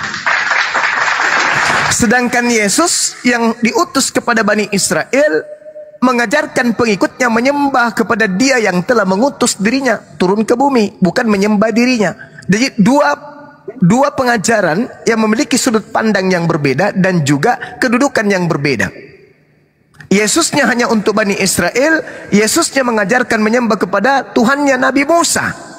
Sedangkan Kristus yang datang mencari pengikut, mengajarkan kemudian dirinya melalui nabinya, yaitu Paulus, agar orang-orang menyembah kepada Kristus yang keluar dari kubur ini. Itu yang pertama. Yang kedua, Yesus anak Maria. Maria manusia, tentu yang dilahirkan juga manusia. Yesus pun mengajarkan sampai ending penghabisan pengajarannya di dalam kesaksiannya Yohanes 5:36, dia bersaksi kalau dia adalah utusan Tuhan. Dan di dalam Yohanes 1 nomor 51, dia sendiri yang mengatakan kalau dia adalah manusia. Bahkan dia mengatakan kedatangannya ke atas muka bumi ini, kedatangan pertama sebagai manusia, kedatangan kedua juga sebagai manusia. Tetapi yang datang kepada Paulus ini agak ganjil. Karena Paulus mengaku Yesus Kristus yang datang kepadaku bukan manusia. Nah, 2 Yohanes 1 nomor 7, siapakah penyesat itu? Bukankah dia yang pergi ke seluruh dunia yang tidak mengaku bahwa Yesus Kristus datang bukan sebagai manusia? Paulus dong penyesat itu. Kalau kita berdasarkan dalil itu, Paulus dong yang bertentangan dengan Yesus, karena Yesus mengatakan dia anak manusia. Datang pertama, datang kedua, tetap sebagai manusia. Bahkan malaikat mengatakan apa dalam Kisah Para Rasul 1 nomor 11? Malaikat berkata apa? Yesus yang kalian lihat terangkat ke langit akan datang kedua kalinya sama seperti engkau melihat dia datang. Engkau melihat mereka dia terangkat. Berarti ketika dia terangkat lengkap dengan jasad, turun pun lengkap dengan jasad. Lagi-lagi yang ditemui Paulus tidak ada jasad. Yang ketiga, sebelum ditanggapi, yang ketiga, Yesusnya mengatakan memang betul aku harus pergi, sebab kalau aku tidak pergi, seorang penolong lain, penghibur tidak akan datang. Kalau aku tidak pergi, oleh karena itu aku harus pergi supaya penolong lain itu datang. Yang datang bukan aku, justru aku yang harus pergi supaya oknum lain itu datang.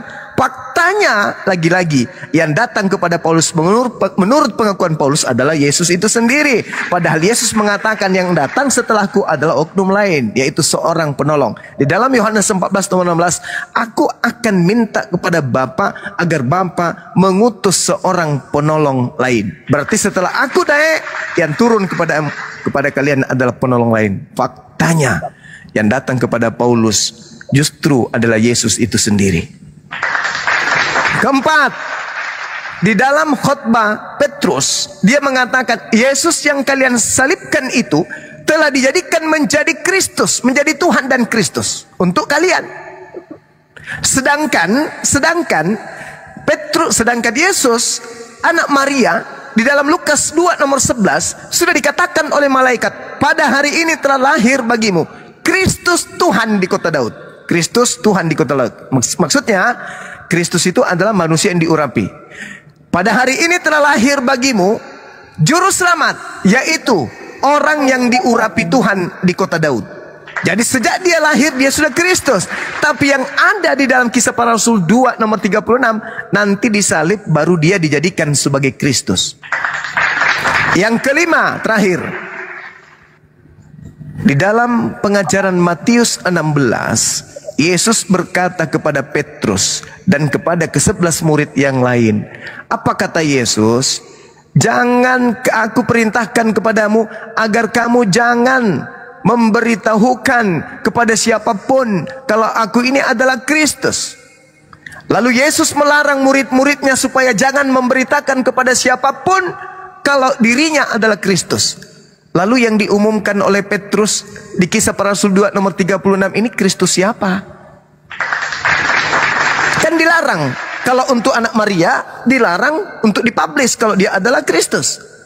Tetapi yang muncul keluar dari kubur ini kok sah-sah saja. Murid Yesus mengatakan telah dijadikan menjadi Kristus. Jadi saya menyimpulkan, saudara-saudara, ketika Yesus berkata waspadalah kepada penyesat yang datang kepadamu dengan memakai namaku dan berkata akulah Kristus. Dan Yesus mengatakan di dalam Matius 24 nomor 24, sebab Kristus palsu, nabi-nabi palsu akan datang dan banyak melakukan mukjizat sekiranya mungkin menyesatkan murid-murid pilihan juga. Saya menyimpulkan bahwa itu sudah tergenapi. Nasihat Yesus kepada muridnya agar waspada kepada Kristus palsu itu tergenapi dengan adanya Kristus yang datang kepada Paulus, Kristus yang keluar dari kubur, dan Kristus yang mengaku sebagai bintang timur di Pulau Patmos. Akulah Yesus, bintang timur gilang gemilang. Karena di dalam Yesaya 14 nomor 12, 13, 14, 15 di situ dikatakan iblis naik ke langit ingin menyamai Tuhan, ingin menyeterai Tuhan, tetapi kemudian Tuhan mengatakan sebaliknya, engkau akan kulemparkan ke dalam dunia orang mati alias kubur.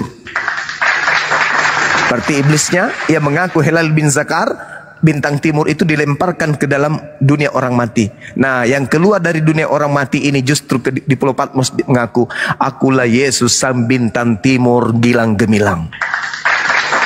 Siapa bintang timur? Siapa Helal bin Zakar? Lucifer. Siapa Lucifer itu? Iblis. Berarti yang datang ke Pulau Patmos, yang datang kepada Paulus, yang datang kepada Ananias, yang datang kepada Petrus ketika keluar dari kubur yang digelari Kristus itu, itulah Kristus palsu yang Yesus nubuatkan. Saya kira demikian, maaf kepanjangan.